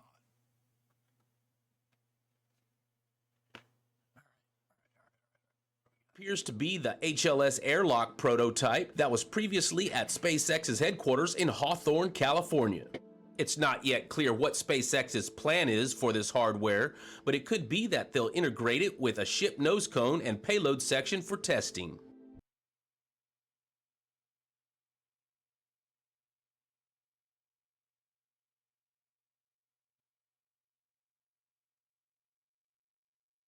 Also, can I see something? This is from Lab Padre update. I'm just looking here. What spacesuits are they testing in this airlock? Those look like XEMUs.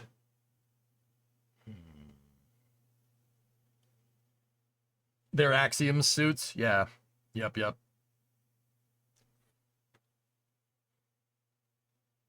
Axiom's suits seem to have the same power pack as the EMU. They seem to be very similar. Test footage. Okay.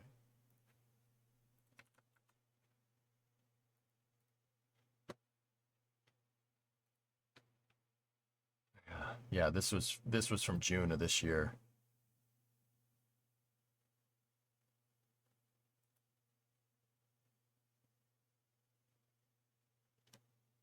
Dude, frick me. That's what they're gonna do. That's what they're gonna do. That's what they're gonna do. They're gonna test their suits in that airlock. I'm like, it makes sense. It makes the most sense.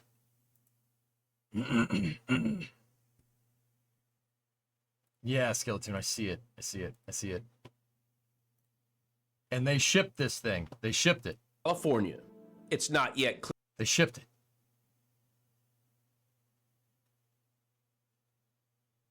If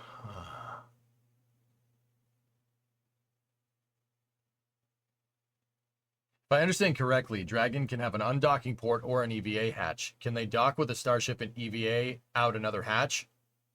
Yes, you know, out an airlock that they just shipped the other day. They just shipped it to Boca Chica last week. It ain't a coincidence. That ain't a coincidence. There's no way. There's no way. That's what they're gonna do. I'm pretty sure. All right. Well, let's keep an eye on this, right? We'll keep an eye on it. All the people that are tank watchers, you know exactly what I'm talking about. Keep an eye on this. Let's see what they got. See if we start seeing interior parts or something else, like just a pressurized interior volume for something. So like, see if you see like a ring segment that's not 9 meters, right? Because they're gonna need an internal pressurized volume, like Skylab. We got to start looking for a starship that's built a little bit different than all the other starships, like one with an airlock in it, for example. Let me ask you something, EJ. How else are they going to test HLS and can verify it to be man-rated? Do you think they would risk doing that in lunar orbit? Do you think NASA would take that risk? Yeah, no, Wiz, that's what I'm saying, man. I'm with you. I'm with you on it, dude. Interior bits are probably already being built inside the factory. Possible. Polaris 2. Launched Starship 3 days before. All prop vented on orbit. That is a low natural orbit that would decay in weeks. Launch Polaris 2. 3-day dock to Hubble. Day 5, dock to Starship and test its airlocks. Stay 3 days with Dragon as a backup. That's a very, very ambitious mission, especially the dock to Hubble thing. I just showed that on stream, Aqualex. Let's not get our hopes up. We'll be disappointed if it's not. Yeah, I know. It's fun to theorycraft, though. I don't think it's going to Hubble. I think NASA vetoed that idea. I just got here and I got jump scared by hairless EJ. Hey, how you doing? Hey, what's up? NASA will 100% test in lunar orbit. Yeah, Savvy, that's what I was thinking. At first I was thinking maybe they'll do it with the uncrewed HLS demo, but that puts a commercial mission in the way of NASA's main objective, so I don't think SpaceX would do that. I do, however, think SpaceX is going to put all the life support accoutrement onto a Starship, right? And dock Polaris to it. I think they would do that for Polaris too. That makes a lot of sense. That's actually a pretty straightforward mission, you know? Goes to Hubble anyways and fixes it. Yeah, right. They'd be so pissed.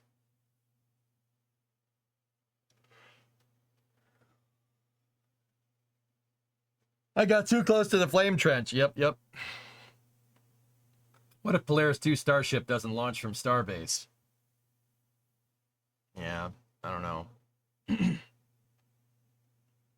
They would do an uncrewed demo before they do a crewed test, safer in every way. Yeah.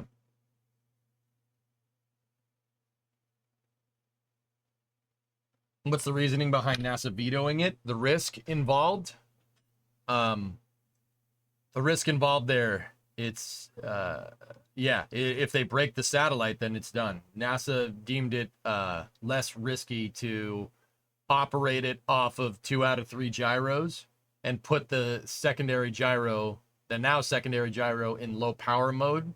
So the science bandwidth that happens from Hubble is not as big, but it's going to extend its life a long period of time.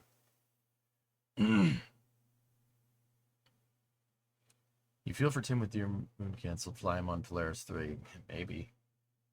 Hey, Leglander, how are you?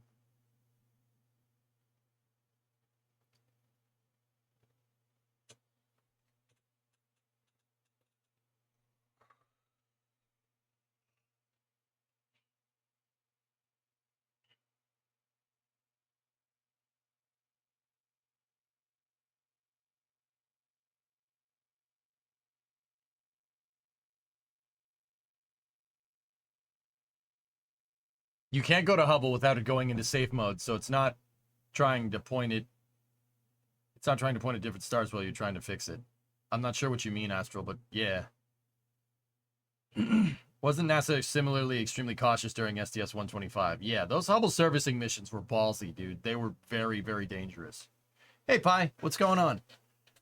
Pi, what we are discussing in here is what we think the Polaris 2 mission is going to be. I've heard some pretty awesome ideas in chat, and some ideas I'm kind of like on board with. One of the ideas that we kind of, chat kind of floated, and we kind of theory crafted out was that Polaris 2 is going to dock to a Starship in low Earth orbit. And they're going to use the Starship to fully test the EVA suits because Starship has an airlock. And they're going to do a short-ish duration stay, like a Skylab stay, on a Starship. That's what Chat and I were able to come up with. I think that's actually a pretty quote-unquote safe bet, because you always have Dragon as your life support, right? And, you know, Starship comes back down, lands, right? All uncrewed, so you don't need to worry about EDL, right? And then let's be real, by the time they have this mission in, they'll have entry, descent, and landing dialed in. I mean, you can't launch people on Starship, but nothing stops them using it as a space station. That's right.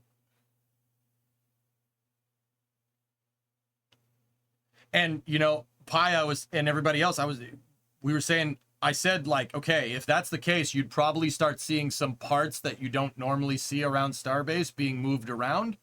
And just like clockwork, last week, SpaceX moved their airlock to Starbase from Hawthorne. It was being tested at Hawthorne, and now it's at Starbase. You wouldn't move it to Starbase to do more testing unless it was flight testing. Just putting it out there. Why would you do that? Why would you move your airlock? Right? It makes sense. You'd move it to put it in a Starship. You'd move it to put it in a Starship to test an airlock. And what are you going to do to test the airlock? Right? I think Polaris 2 is going to dock to a reusable Skylab. I think that's what it's going to do. I think that's very much my opinion. You guys can point and laugh at me later if I'm wrong. You could use it to do fit checks. That's right, Astral. Yep. SpaceX devs seem to be moving to be independent as far as mission operations are concerned, too, so it checks out. Starlab. Discovery, go at throttle up. Caffeine, 15-month resub. Did you see the Orion and nuclear battleship models from the 60s that were just discovered? No, but that's pretty cool. Assuming that the Dragon can force detachment of the docking mechanism, otherwise Dragon gets stuck on orbit. They can manually cycle the NDS, engine Uber. There's a manual crank on it, on the hatch at least. We know there's one on the hatch. I'm not sure about the docking port. I would guess that there probably is. Any kind of timeline for Polaris 2? I don't know. Do we know when Polaris 2 is happening? No, Marcon. What, guys, how I formulated this is... This is Space. Vasi I'm in with 5 space. subs. Thanks, man. What I kind of did to formulate this whole thing, right, was... So, Polaris Dawn is kind of like Gemini 11, right? And then I cross-referenced that to other Gemini missions. Like, out of all those Gemini missions, how much of this has Dragon actually done? And Dragon's basically done every other Gemini mission except go to a high orbit, which is what Gemini 11 did. We know that Polaris Dawn is basically almost the exact same flight trajectory as Gemini 11. I think it would be a safe, logical assumption to assume that SpaceX is drawing from these missions from the past and going, we could do a mission like that, right? And that would be great for testing. So what missions come after Gemini 11? Well, 12 is demonstrating docking in EVA. Could be like that. Polaris 2 could be like that, right? But then, you know, what comes after Gemini? Apollo comes after that. Now, obviously, they're not going to the moon. I don't think so. I mean, that would be a ballsy mission if they were. But I don't think that's what's going on with Polaris 2. Everybody said, like, oh, maybe a Hubble servicing mission. I disagree. Servicing the Hubble Space Telescope with Dragon without an airlock and without the proper grappling equipment would be a little bit complicated. It would have to back up to Hubble, and you'd have to dock it from the trunk, which you could do it. It's possible. But let's just put that one to the side. The other Apollo missions were, well, Apollo 5. Not a lot of people know that. Apollo 4 was the first flight test of the Saturn V. Apollo 6 was the second flight test of the Saturn V. Apollo 5 was a mission that human-rated the lunar module. It launched a LEM on top of a Saturn 1B, and it sent it to low Earth orbit, and they used that for human rating in an uncrewed... This is space. Yippee! I'm in space. Thanks for gifting us up. They use that for human rating the LM, the lunar excursion module, the lunar module. I think there's something there. I think they're, you know, obviously not going to do any of the later Apollo missions. So 8, 10, 11, 12, 13, 14, 15, 16, or 17. I don't think they're going to do that. Not yet, at least. Right? Polaris 3, we know, is an uncrewed Starship flight. So we know that's going to low Earth orbit, right? Dude, I really, really think that they're going to... If Polaris 3 is the first crewed flight test for Starship, that means you would need to test Starship's environmental control systems, right? And that means you would need an uncrewed Starship test to test the ECLIS, to test the life support systems, right? And if you're going to do that, that means sending an uncrewed Starship into space. And if you're going to do that, put a docking port on it and have Dragon go to it, and then bring it back down, and then bring the Dragon back down. I think that's what Polaris 2 is. I really do. Your discrediting of the Polaris 2 Hubble servicing gave me an idea. Maybe Polaris 3 is the one that services Hubble.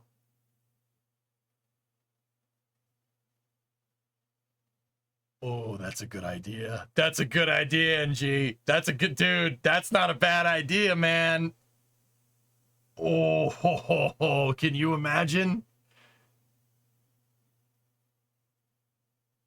How viable would it be to add a robotic arm to Starship? Sasquatch, if we were going to see them do that anytime in the future, we probably would have seen some evidence of that testing now.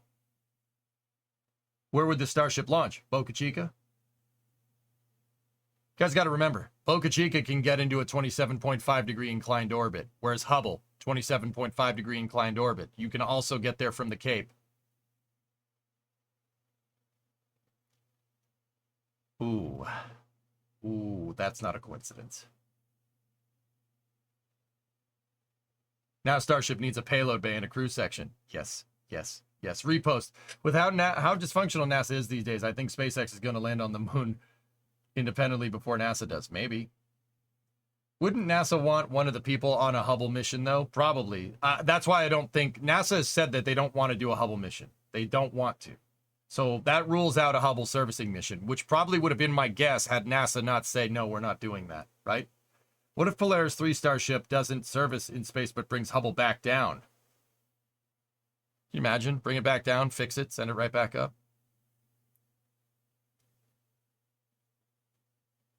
It will. Their big test mission is an uncrewed landing on the moon with HLS. Yep.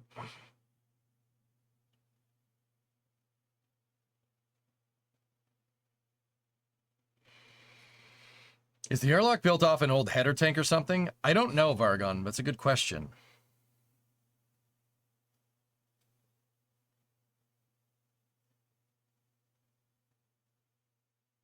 Could Hubble even fit? Yeah, easily. Yeah, Vargon. Hubble could easily fit inside Starship's payload bay, provided Starship had the right kind of payload bay doors to fit it in there. It's made off of a booster LOX header tank. It's a booster header tank.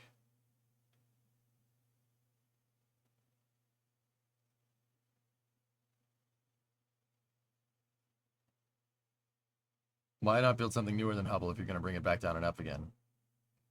Because we don't have anything. Space telescopes take time. They take time to make. That's a very complicated endeavor. Ask anybody that worked on James Webb. Hubble took a long time back in the day too. What vehicle launched Hubble originally? Space shuttle. Not to get you onto a rant, I've been thinking to stop NASA being so reliant on politicians for cash and to try to get some fire up the behinds. Why doesn't NASA do commercial missions? Being self-sufficient budget-wise can be a bad thing, right? NASA has experimented in the past during the shuttle program with commercial missions. It does kind of work, but I'm pretty sure they don't want to do that.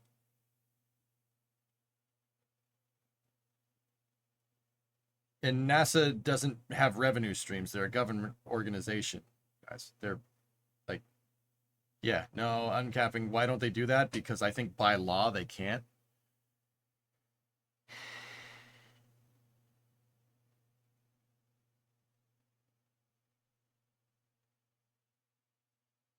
Dude, I think, yeah, I'm pretty dang confident. Well, I could be wrong. Maybe I'm just hopiuming again, like the Starship VAB stuff. Maybe I'm just hitting the hopium.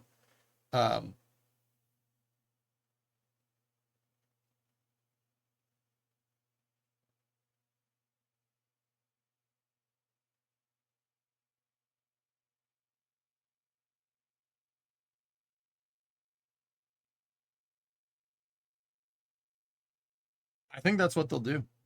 The mission ops makes sense, guys. At least the con ops that we came up with there, that's pretty damn low risk considering, right? The biggest thing would be trying to get back your starship. That's kind of the one monkey wrench in this whole thing.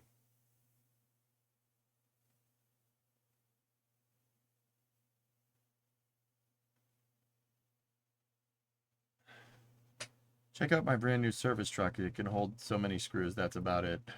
Nice. Nice truck, man.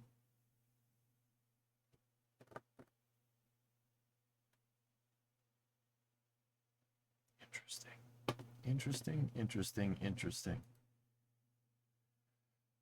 Huh.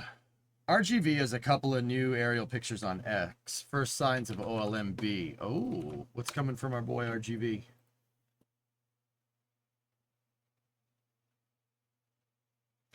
Oh, this is okay. Zach reposted this.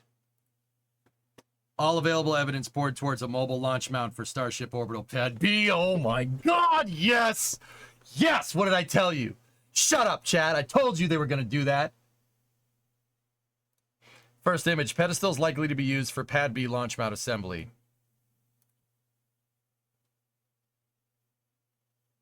Ooh!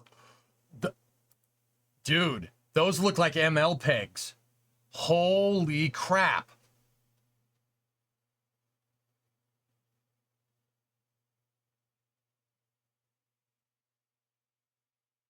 Dude, there's no way they're going full mobile launcher.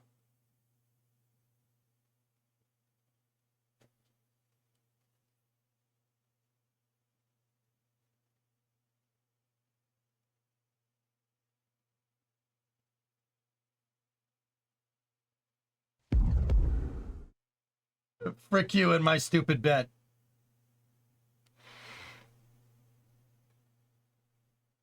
Those look like ML pegs. So what am I talking about? So okay, here. At 39A, they use mobile launchers.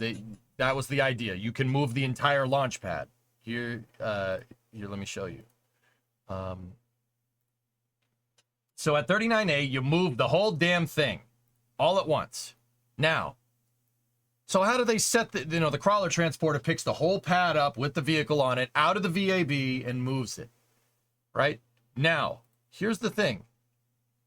Check it out. Right there on the end. See the pilot dowel right there? And then look at the peg. At 39A and 39, well, they're not at 39A anymore. SpaceX ripped them out, ironically. At 39B, there are 6 pegs that they set this thing down on. So they set it down so the crawler can back out and get away from it. There's another one right there. And then there's another one way out at the end right there. These are for the water systems, by the way.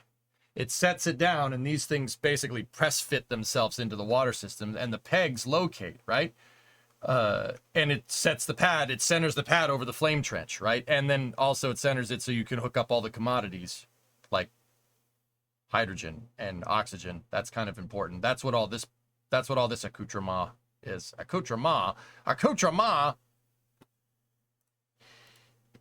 So, yeah, exactly.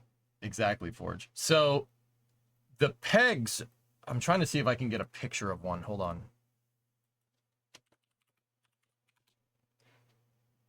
Now, once again, this isn't EJ's crazy Starship rant where I say, oh, they're going to launch it on a clean pad, etc., etc. That's exactly what's going to go on. No. Not exactly that. Here, take a look at 39B. See number 6 right there? That's the peg. Now, I know it's a little grainy. Also, nice LJ over there. Actually, that might be a TJ. I know it's a little grainy, but look, right there. At the bottom of the launch peg, then keep in mind, number 6, that doesn't move. That's what the mobile launcher sets the thing down on. See it? Is that a CJ? No, it's a TJ. TJ Jeep. Nice Jeep. Those are worth money nowadays.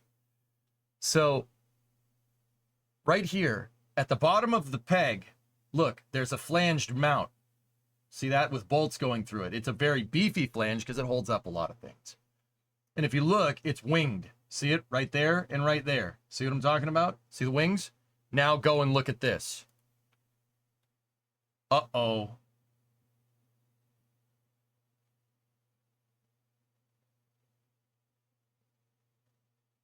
What about an EJ? The EJ is the Subaru engine. Zach thinks it will be mobile only for repair work. I agree. Phil. Yeah, I agree with that. Can I ask what's the advantage of moving your launch pad versus fixed? Actually, yeah, Nocturnal. That's always been my. I thought for the longest time that SpaceX is going to use the VAB and they're going to use it to build starships. But now I'm thinking, well, okay, let's use some deductive reasoning here, right? Let's use some deductive reasoning. So, I think Zach's right with this picture from RGV. I think he's absolutely right. Look at this thing. This is obviously a mobile launcher of some kind, all right? Those are the pegs for it right there. Now, I'll bet you money that they're going to start building out these same pegs at Tower 2. I'll bet you money. It's probably what's going to happen. Now, with that all being said, yeah, what's the point? Why would you move these things back and forth? I mean, and for what it's worth, those look exactly like the ML pegs. I've seen these things up close. I've seen the receiver pegs here. Number 6, I've stood next to it. First of all, it's like 5 stories tall. Look at it next to the truck. But those look to be the exact same size as that, which is very interesting to me. It's very weird. There's number 3 over there, but see, look at it. Look at the bottom piece. It looks exactly the same. Now, once again, why would you do that? It makes no sense for SpaceX to try to do a 39 and move the entire pad, right? The towers are designed for quick integration. So why would you move the pad? Right? If you're you don't have an integration building because you don't need one because the pad is your integration building, the tower, the catch tower, right? So why would you do that? Well, I think what you said, Phil, is right. I think this is for hot swapping it out. This is for being able to swap out your OLM quickly. Why? Why would you do that? Because the OLM gets damaged, first of all. It gets damaged, and it needs to be upgraded quick. Think about it. SpaceX is using a rapid iterative design, right? So it's not just the vehicle that's going to have rapid iterations. We've seen from the modifications to the pad on like Starbase Weekly, right? Or not Starbase Weekly, NASA's This Week in Space and Starbase updates from Jack and stuff on the NSF channel. They clearly are upgrading the pad all the time. So a mobile launcher platform makes a lot more sense not to build the rocket on the thing, even though you could use it as a super heavy transporter. Why not? Why wouldn't you? You could use it to transport super heavies. It's already there. but being able to swap it out quickly is for rapid iteration. And then eventually when you get what you want, you just leave it there, right? That makes a lot more sense.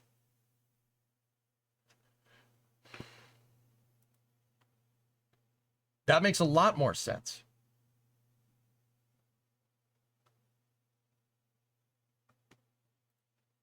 Right? Am I thinking about this correctly? Because yeah, dude, that was a good question, Nocturnal. That's a really interesting question to ask. Yeah, why would you opt for an ML design? Why would you do this? It's to be able to quickly iterate on this thing.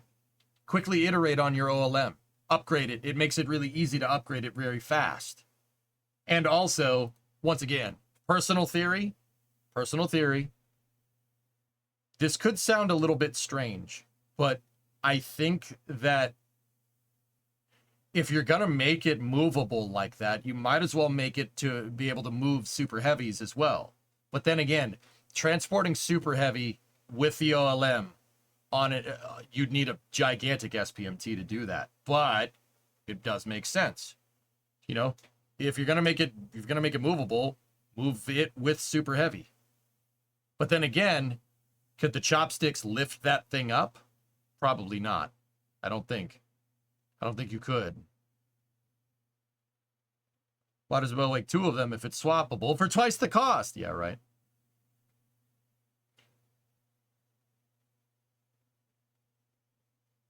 Interesting. Based on the foundations, it won't fit in the Mega Bay. Yep. It won't fit in the high bay with an OLM. Yeah. Interesting. Interesting. So yeah, okay, you guys are right. Let's throw that theory out.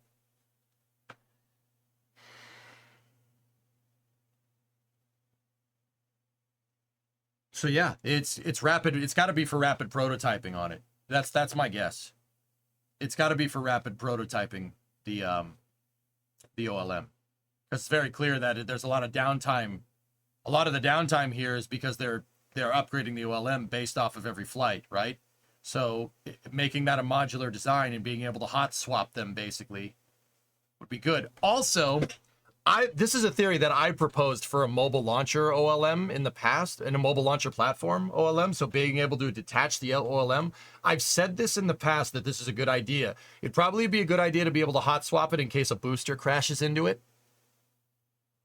Just putting it out there. Rapid prototyping and spares in case they nuke one on the catch attempt. Bingo. Bingo. Nocturnal? Oh, of course, man. I love having discussions like this, dude.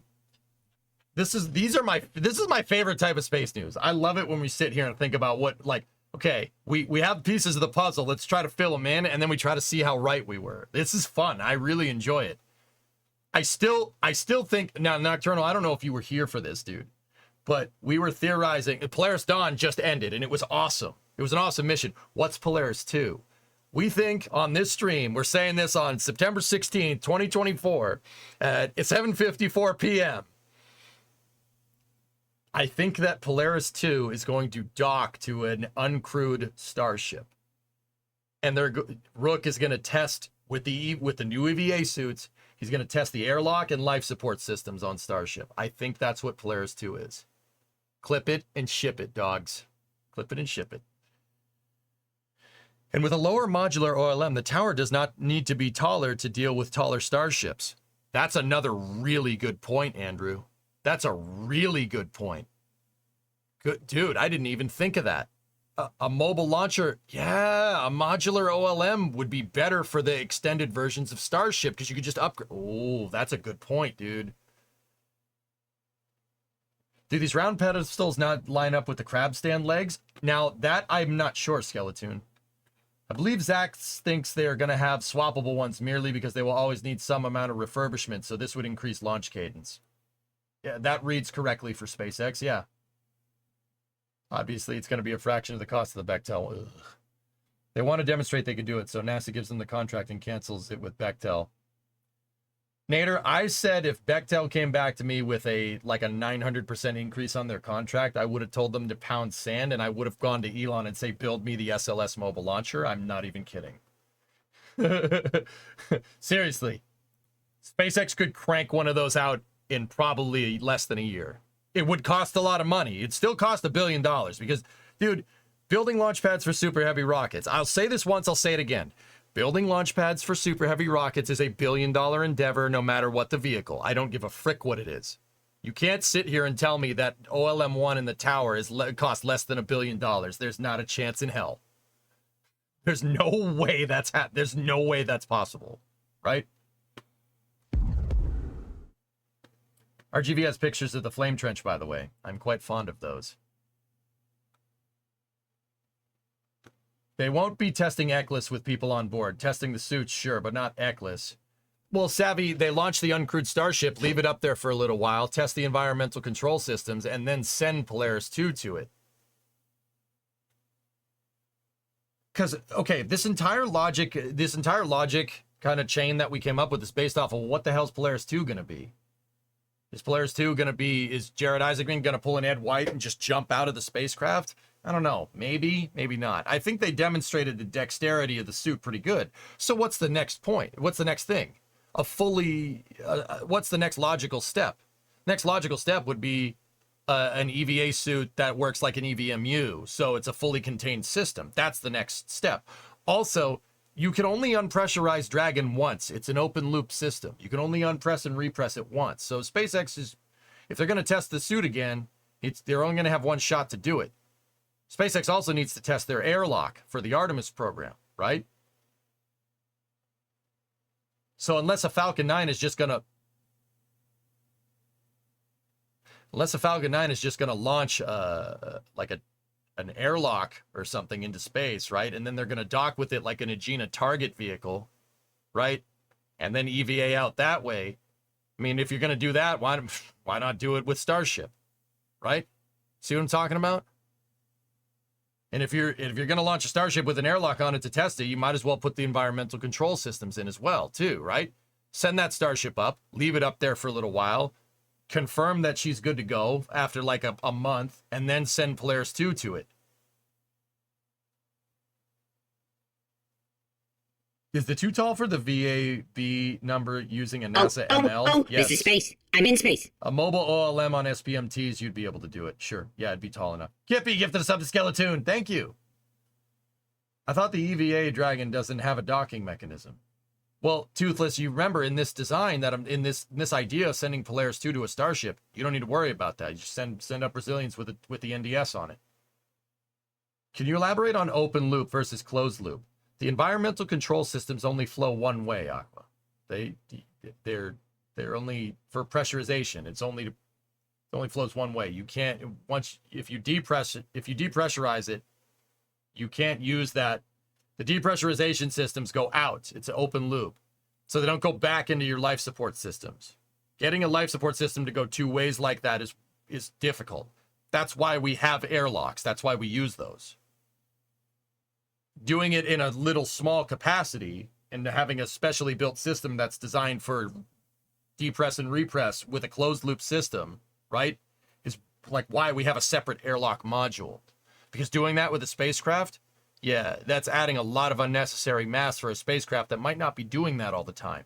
Heck, guys, even the shuttle, you could remove the airlock from the shuttle. Not every shuttle mission launched with an airlock because sometimes they didn't need it, and it's an extra like 5,000 pounds of airlock. Hey, Red Munchkin, thank you for the raid.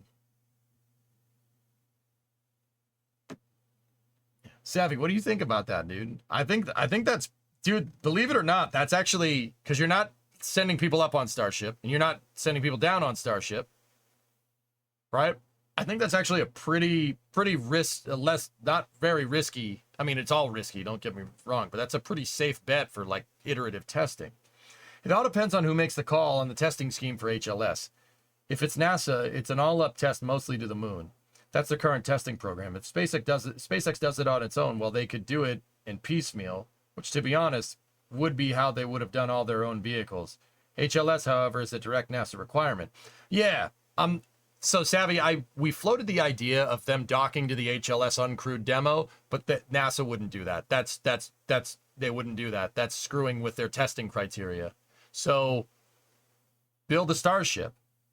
Build a Starship with all of the HLS life support systems built in, like a cruise, just the regular crewed variant of Starship, right?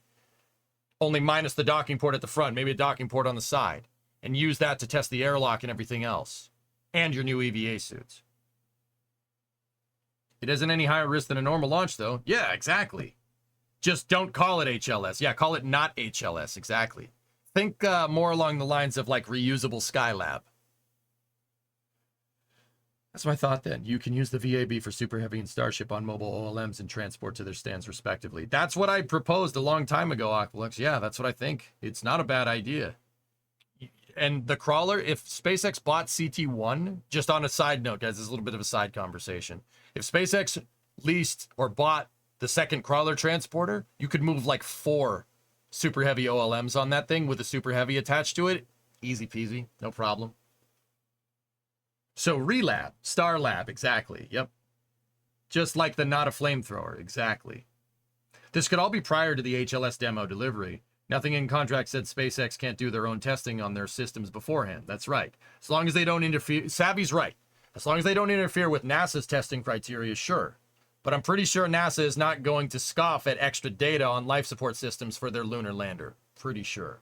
That's why I had the idea of looking at the prior Apollo missions. What were the prior Apollo missions, right? The prior Apollo missions were Apollo 9, where they sent the CSM and the LEM into space to make sure that everything was working before they sent it on 10 and 11, right? And then, if we go back to the list of missions, Apollo 5. 5 was the human rating certification for the LEM. The LEM got human rated on 5. And it was a low Earth orbit test. Interesting. See what I mean? Look, I think it's a reasonable extrapolation to say that if Polaris Dawn obviously drew inspiration from the Gemini program. It's not exactly like Gemini 11, but it's damn close. So it's pretty reasonable to say that the Polaris 2 might pull from the Apollo program. Because once again, I looked at all the other Gemini missions, and I'm like, out of all the other Gemini missions, can Dragon do every single one of these? And it can. It can do rendezvous, proximity operations, docking. It can do all that because it's gone to the ISS. Gemini 11 was the only Gemini mission that Dragon kind of hadn't done, so to speak. That and untethered station keeping, which is kind of proven with the manual station keeping attempt on DM2, right? That Bob and Doug did. So if all the other Gemini missions kind of satisfy the criteria for, Polaris Dawn, Gemini 11 was the only one that Dragon hadn't done yet, right? So what's the next thing? They're going to look to Apollo for Polaris 2, because we don't know what Polaris 2 is. We know that Polaris 3 is a crewed Starship flight. So if Polaris 3 is a crewed Starship flight, Polaris 2 could be a Dragon flight, a hybrid of Polaris Dawn and Polaris 3. Launch the Starship. Dragon up. Dock to Starship. Star Lab, baby. Use that to EVA, test the suits. You always have Dragon as your life support, right? As your lifeboat. And then, basically do figure out all the on-orbit stuff for Polaris 3, aside from launch and landing. It retires a lot of risk doing that. That would require SpaceX to have a crewed mission, a totally separate design to HLS, ready to go before the need date for HLS. I don't believe that's going to happen. Also, very not Apollo to test another vehicle. Yeah, that's fair. So what do you think Polaris 2 is going to be, Savvy?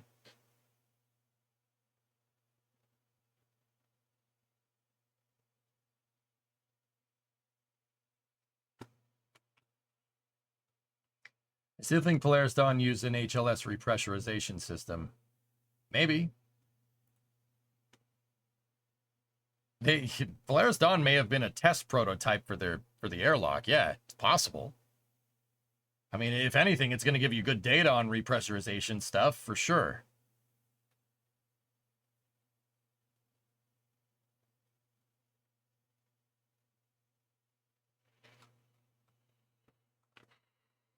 Dude, I think that, I really hope that's what they...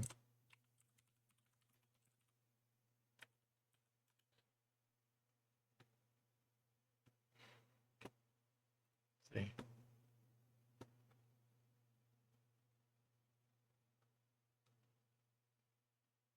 How far out could a Falcon Heavy push a Dragon capsule? Falcon Heavy could do more or less an Artemis 1 with the Dragon capsule minus the DRO insertion.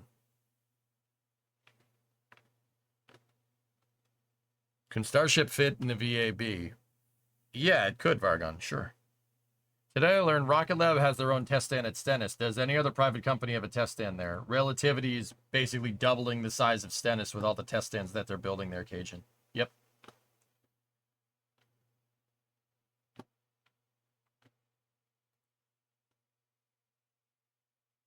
Dude, that's definitely a thing. Oh, man. Savvy, I know it doesn't, the math doesn't completely check out, but you can imagine what it'd be like if it did. Everybody on? Good, great, grand, wonderful. Not sure. No need to test environmental control in life support. It's a copy from Dragon.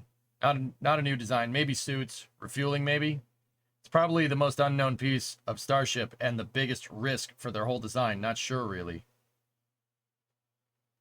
Yeah. We know Polaris 2 is a crewed mission. We know it's a crewed mission on a Dragon, at the very least. So I'm not sure how that would fit into refueling criteria, but yeah. I mean, I'm not going to sit here and pretend like the scope of this isn't completely like I haven't figured out the exact mission scope. If I did, I would be working for SpaceX, right? Like, there's still a lot of blanks, but I'm not going to sit here and pretend like I'm not hoping that that's what's going to happen.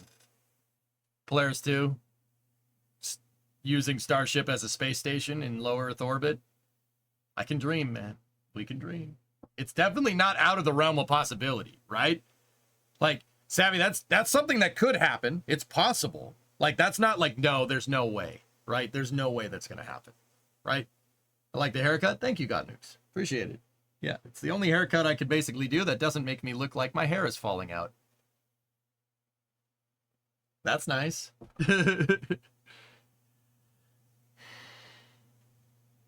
Yeah, but environmental control systems, Phil, can be scaled. That's the thing. Environmental control systems work really well. You want to scale it, just give it bigger tanks. It is a little bit more complicated than that, but we're talking about relative complexity here. Eclipse is very scalable. It's very easy to scale it up. Yeah.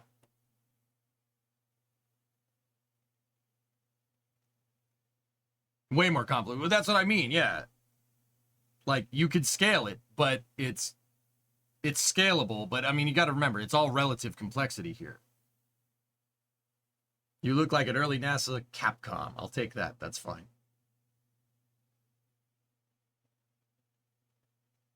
And again, that's what we said about Orion before the recent screw up. Yeah, well, it turns out not baselining your life support systems is probably not the smartest way to test them. Why?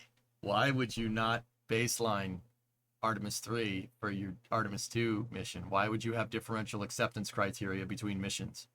That means you're tailoring your life support system to the mission. Why would you do that?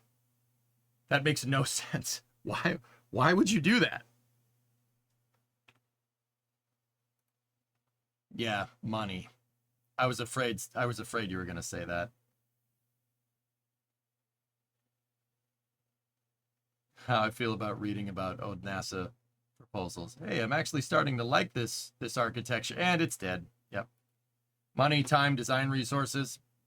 Now, Savvy, I find that pretty easy to believe. Yeah. It's almost like in order to test Orion to get it really good at going beyond low Earth orbit, you probably should fly it more, not less. Just saying.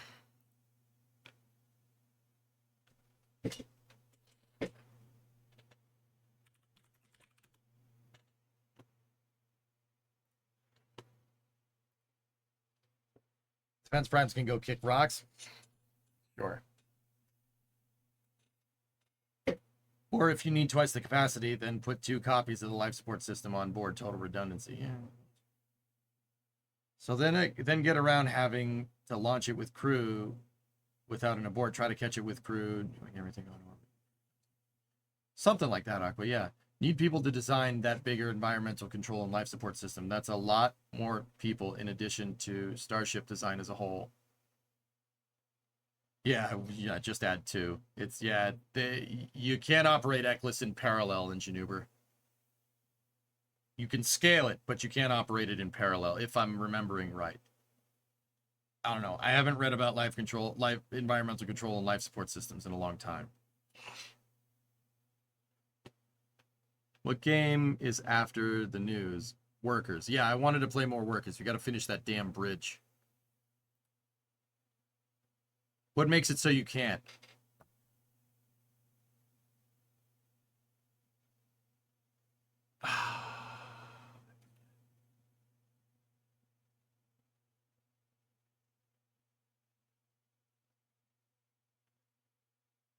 Savvy, can you give us a primer on life support? Why can't you operate them in parallel? I know you can't, but I forget why. We'll play Satisfactory before and after Space News tomorrow, Dean. Yes, tomorrow and frankly probably the rest of the week is going to be a lot of Satisfactory. Yeah.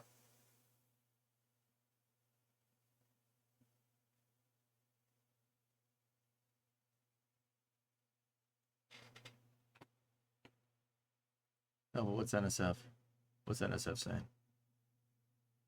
Falcon 9 1085.2 for the Crew 9 mission is rolling to KSC. That was this morning, was it not? Yes, it was. Are you ending? No.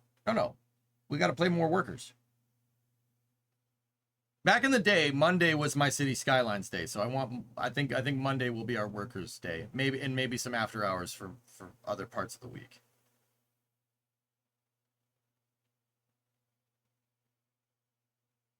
I'm waiting for the paragraph that Savvy is inevitably typing. Maybe I'm wrong about life support now that I'm really thinking about it, dudes. I could be wrong about that. I could be wrong about scalability. I might have it confused with avionics, which would be a pretty big snafu. But then again, there's a reason why I don't design spacecraft. I only do that in KSP. So when it blows up, it's funny, not tragic. Remember that? Yeah. Anyway. You can. It's just not as simple as copy and paste. If you need double the size to keep the crew safe, it will require more than double the environmental control system. It's not 1-to-1. There you go. There you go. Yeah. So margins. I got it. Yeah, that makes sense.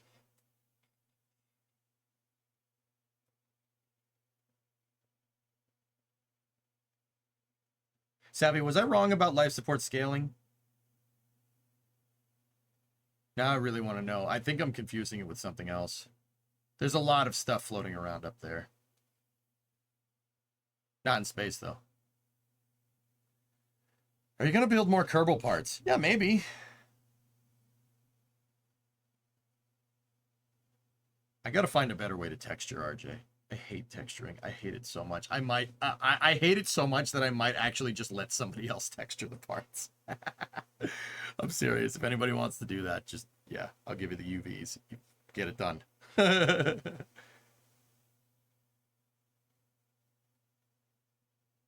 hate texturing. I suck at it. I'm so bad at it for some weird reason. What would you rate the year so far in terms of progress, like in space this year? We've made some pretty good progress this year, Vargon, but it very much seems like space exploration and progression is very much going upstream. We're going against the current.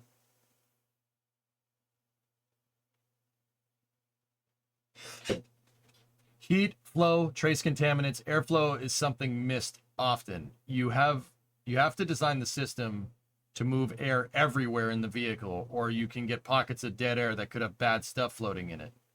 Yeah.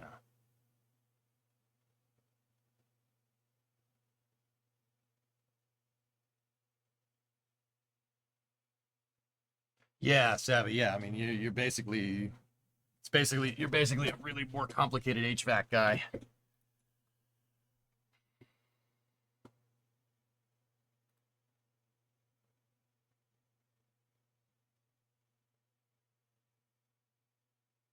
Do you work for SpaceX or NASA? Just curious. I like it here already. No, Hext, I don't. I'm basically a spaceflight journalist, I guess, at this point. Yeah. I play STEM games here on Twitch, and then I do commentary for NASA spaceflight on YouTube. I'm not an engineer, but engineering is a hobby of mine, we'll say. Yeah. But yeah, welcome. I'm glad you like it.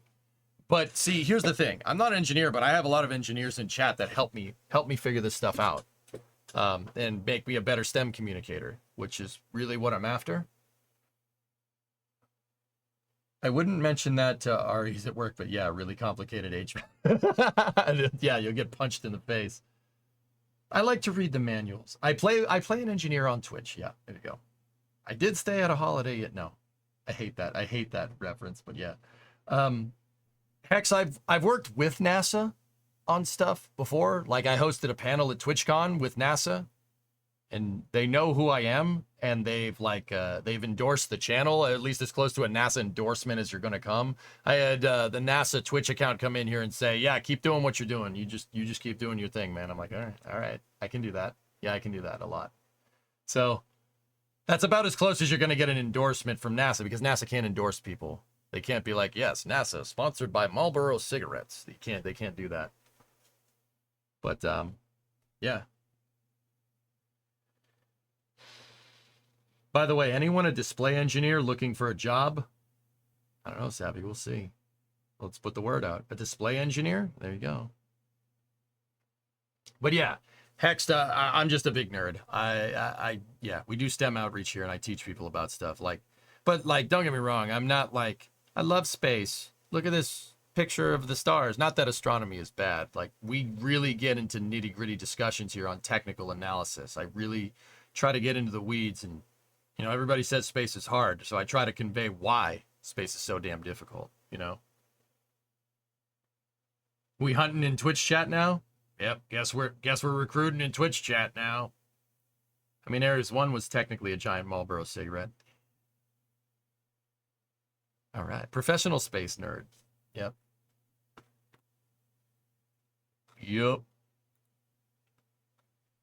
Oh, by the way, there's another picture of those pins. That's one of the pins to carry the load. Look at that compared to what Zach showed. See what I mean?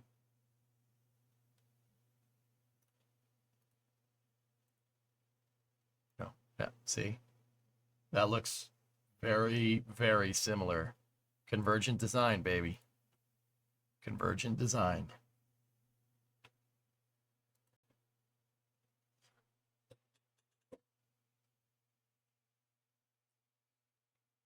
I mean, old NASA Mission Control did smell like cigarettes. If I remember, those boys smoked Lucky Strikes. If I'm remembering right. Not that you should smoke. It's not good for you. You're a disabled vet. A few of my buddies are in the Space Force. Right on, Hex. Thank you for your service, man. I appreciate it. Thank you. From some civilian that doesn't forget and makes it a thing to tell everybody to not forget. Thank you, man. Appreciate you. But that's cool, man. Space Force is cool. Yeah, I got some buddies that watch the stream that are in the Space Force. Heck, dude, I've been doing this for so long. Some of my buddies that work in the Space Force right now started as viewers on this stream. I've seen them go through high school, college, and college, Uncle Sam's college, right? And then join the Space Force. Been doing this for a long time, dude.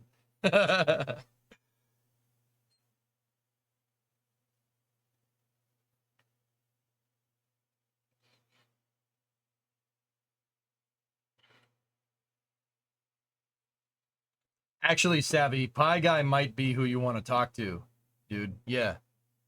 Yeah, Pie, yeah. Talk to Pie. Do it. Pie, Savvy's good people. I've met him in real life, unlike you. Just saying. I started watching sophomore year of high school, you're 24. Yeah, my bad. I've been doing this a long time. Yeah, Force, we'll get back to doing them, dude. We'll get back to it.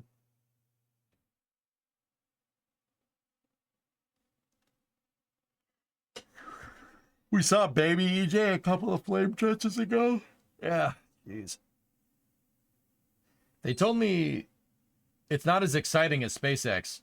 Yeah, Uncle Sam paid for me to go to school. I'm trying to trying to be a teacher though, because I'm a boring mom. You do what you got to do.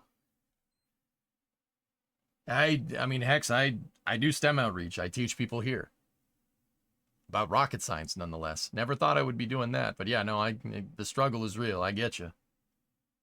I get you. I mean, some of the stuff I go through is boring to most, but it's super interesting to me. Super interesting to me in this chat here. Do Space Force have an academy yet? Yes, it's in Colorado Springs, Engineer. How's the Camaro, Brendan? Oh, yeah, I also work on cars. I'm in Okay. space. Okay. Gifted 10 subs.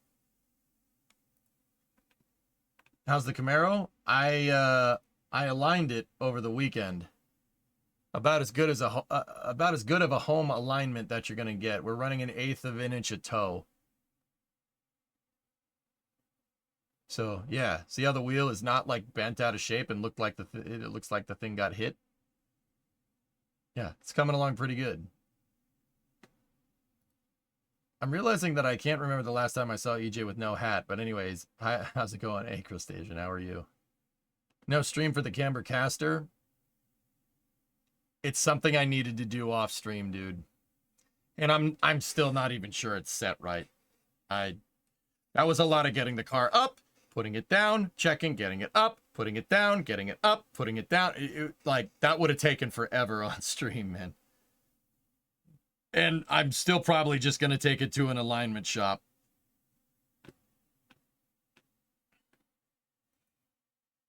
This world needs more rockets, not missiles. Yep. Yep. Hokey, thank you for those 10s. I appreciate it. Thank you very much. All right. Well, good Monday space news, guys. That was awesome. Let's, want to jump back into workers? Now you need to get or make the tools.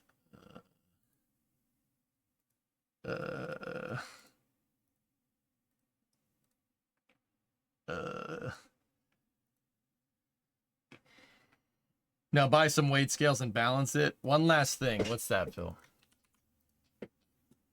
What do you got for me, pal?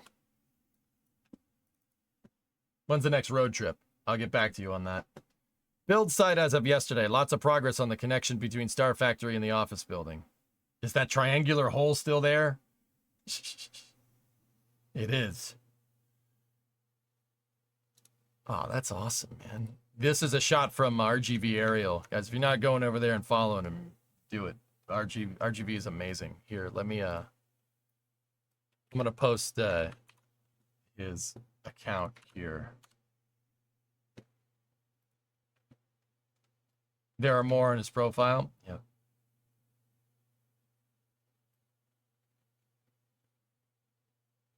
Starbase is insane, man. Look at that. Remember when this was just tents?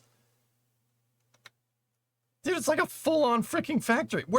Also, you know, we pointed out before, where the hell did that parking garage come from? That was a field 3 months ago. That's not an exaggeration. That was a field. There was nothing there. It was a parking lot. They've extruded this parking lot upwards. How the hell did that even happen? Do you play KSP? Hex, KSP is what got me my start here on Twitch. Oh yeah, I have about 15,000 hours in Kerbal. Yeah, I like Kerbal a lot. Yeah, oh yeah. It's a modular parking lot. Yeah, right? You watch RGV every Saturday, Brandon? Yep, yep.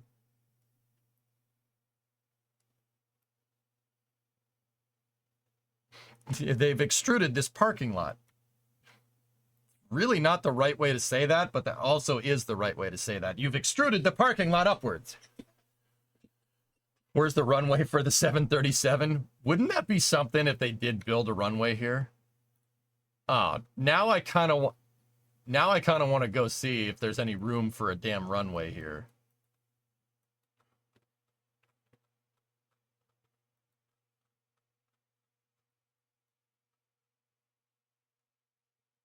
Build a runway right there.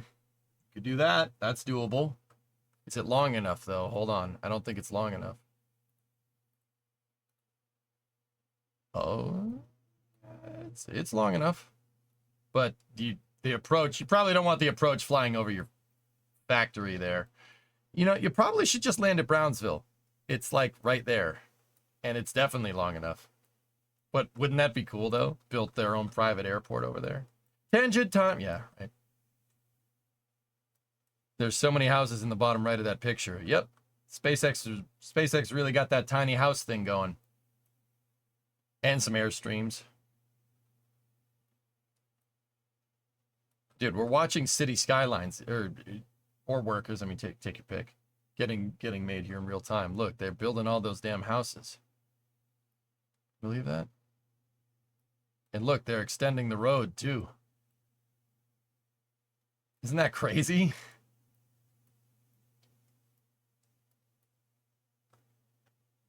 What are your thoughts on the Boeing issues?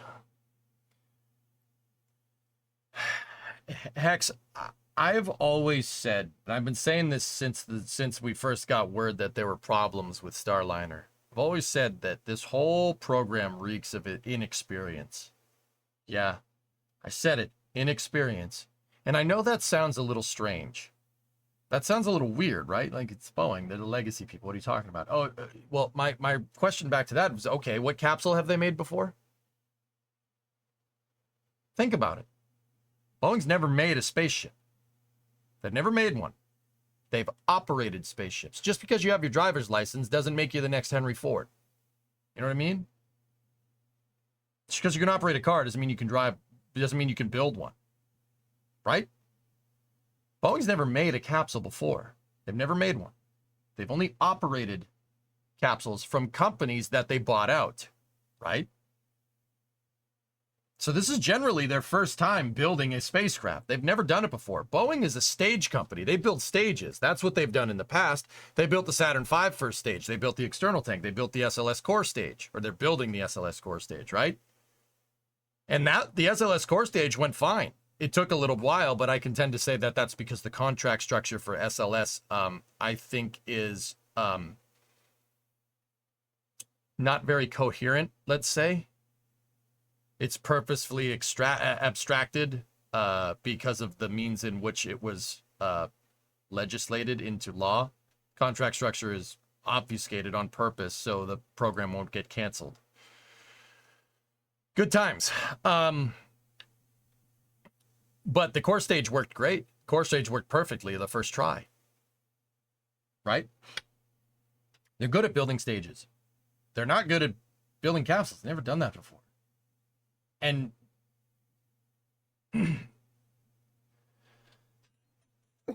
the thruster problem that did happen with Starliner was because it's an untested design. It, once again, inexperience shows. Now, I know what you're going to say. Yeah, but EJ, that's still Boeing. They still have a lot of technical competency. And yeah, I would say yes, but got to remember, those thrusters that were overheating on Starliner were space shuttle derived. They were the same thrusters that were on the shuttle. The shuttle had thruster overheating problems at times. It definitely did. So why does Starliner have thruster overheating problems? Well, because you fired all the people that worked on the space shuttle and then hired new people. A management decision, which reads right. That makes sense, right? That makes a lot of sense because it's Boeing. It's no secret that Boeing has some management issues right now. Actually, 33,000 people. I can think of 33,000 reasons why they have management issues. But see what I mean? That makes a lot of sense. Right? That's what I've said. And now don't get me wrong. Not testing your thruster sufficiently like that is a colossal screw up. And the optics can't be ignored. Like, the optics cannot be ignored. You screwed up bad. Like, from a public relations standpoint, they look really stupid. Honestly, this is not the thruster problem is something that you would have found had you flown more, right?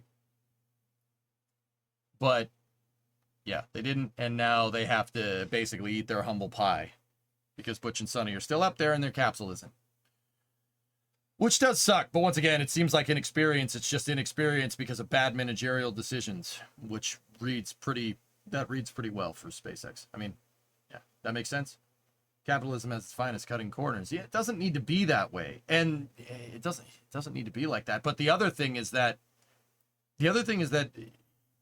you know, you can make money and not cut corners.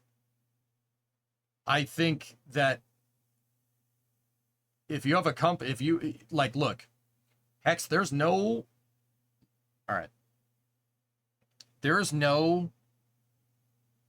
getting around price when it comes to spaceflight.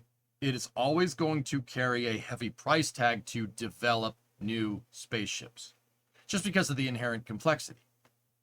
All right, look, guys, building a factory that makes cars.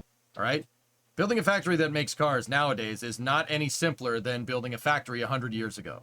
In fact, I would contend to say it's gotten more complicated because of all the automation and stuff, but that's another story, right? It's not, there are certain tasks that just don't get simpler in an industrialized society. It doesn't get simpler. Like, you're always going to need a garbage man, right? There's always going to need to be a garbage man. You're not going to reinvent the wheel there, right? You can't really reinvent the wheel to manufacturing spacecraft. It'd take a Herculean effort, and I would contend to say that there is one company that's trying to do that right now. But also at the same time, like engineering, it's foolish of anyone to think that you can shortchange aerospace engineering. You cannot. The laws of physics will bite you just because of its inherent complexity. You're not going to get rid of that complexity, just like we don't get rid of garbage men. Not that a garbage man is bad. It's needed. It has to be that way.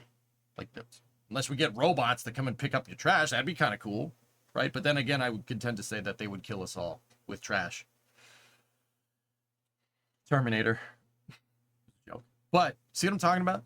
You can't shortchange aerospace engineering. It's always going to be expensive, just because of the complexity. It's always going to be. So it was I don't think it's a capitalism thing, right? I know you're just making a joke, right? Like, I get it.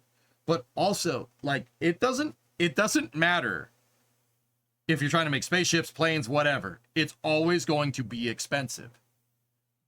And Boeing was, or I should say McDonnell Douglas was pretty damn foolish to think that it wouldn't be. Oh, well, if we just make this tank wall thickness 1/1000th of an inch more, we could save 63 pennies per square. That kind of thinking is how people die. Like, let's be real.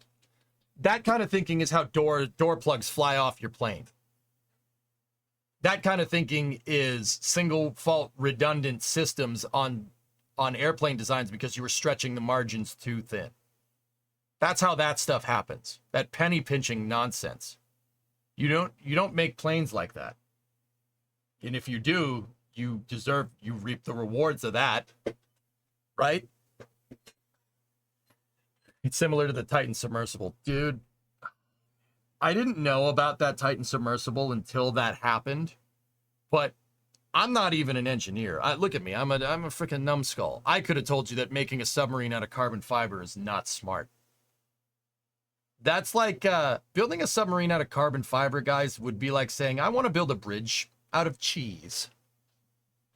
In terms of material science, that's not a smart idea. I want to build this bridge out of cheese. Yeah, no, I could have told you that. Like, and I'm not an engineer. Also, the carbon fiber was expired, by the way. Carbon fiber has a shelf life. Yeah. Ironically, that carbon fiber was expired carbon fiber that they bought from Boeing. Carbon fiber is great for tensile loads, not compression loads. Yeah, i.e. it's good as a rocket fuel tank, not good as a submarine when the situation is reversed. Yep. It's not a good idea to make that cheese bridge. Yeah. I could have told you that was a stupid thing to do. And I know nothing about material science, right? Like, what Stocks and Rush was thinking, I don't know. I have no idea. But once again, that's a perfect example of what I'm talking about. You can't beat physics. It's always going to be expensive to beat physics. It's always going to be expensive. It's always going to be. Like, there's no getting around that. Markets, like, agnostic of market, that's always going to be a hard problem to solve. And especially in an industry where you're pushing the boundaries of human exploration. Whoever looked at that and said, yeah, we could save a couple pennies here and there, dude, slap that person. Slap them. Like, no, nope, no, Stop it! Stop it! But we can save 3%. Slap! Anyway. Apparently the Titan submersible was hit by lightning a couple months prior. I didn't know that. I could see the resin in carbon fiber degrading over time, but not the carbon fibers themselves. Yes.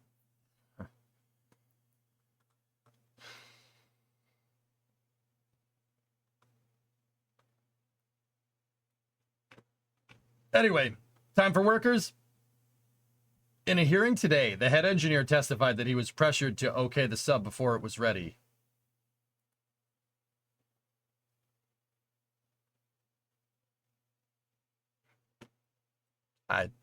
What a mess, dude. What a mess. And that's what I mean. You shortchange engineering, you shortchange your design, you shortchange your analysis, people die. Every engineer goes through an engineering ethics course that teaches this. It's mandatory for an engineering degree. Anybody that's an engineer here, you took your ethics course, right? Yeah, you had to take one, engineering ethics, where you learned about Challenger and you learned about Chernobyl. Right? You got that's yep. You do not screw around with that stuff. But somehow we think, yeah, it's fine. Save a couple extra pennies. Yeah, that's not even a capitalist mentality. It's just an ass mentality for engineering. Yeah, I said it. Stop bringing in external managers and grow from within the organization. Bingo. That's a good way. That's a good way. Will promote from within. You want new leaders. Well, you're a boss. Your company doesn't have any leaders. Your company doesn't have good managers, and you want to bring in managers. Well, guess what? That's your fault as a boss for not giving your employees the tools that they need to succeed. My ethics professor, I know things that others don't, and those that do, because they pass a background check and a polygraph. Carbon fiber is fine on submarines and certain applications. I know things. Oh yeah, I got nukes. I mean, sure. Pie guy, what did you say? Your ethics professor talked about Vegas prostitutes, though. So let's take the value of those courses with a generous grain of salt. Are you sure this wasn't your calculated risk class?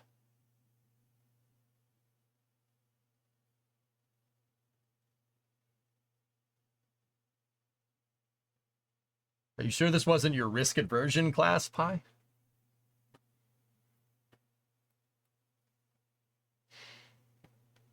Same thing, really. I mean, if it was all risk, no calculation. Okay, and on that bombshell, yeah, I went there. That's it for space news. Let's jump back into workers, man.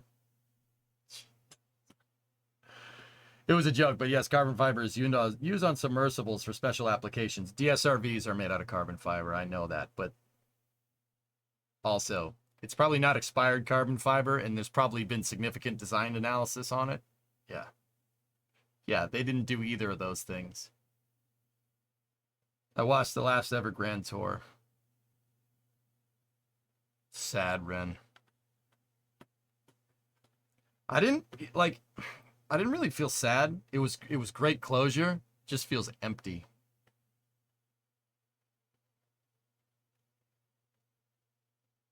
Feels empty, dude.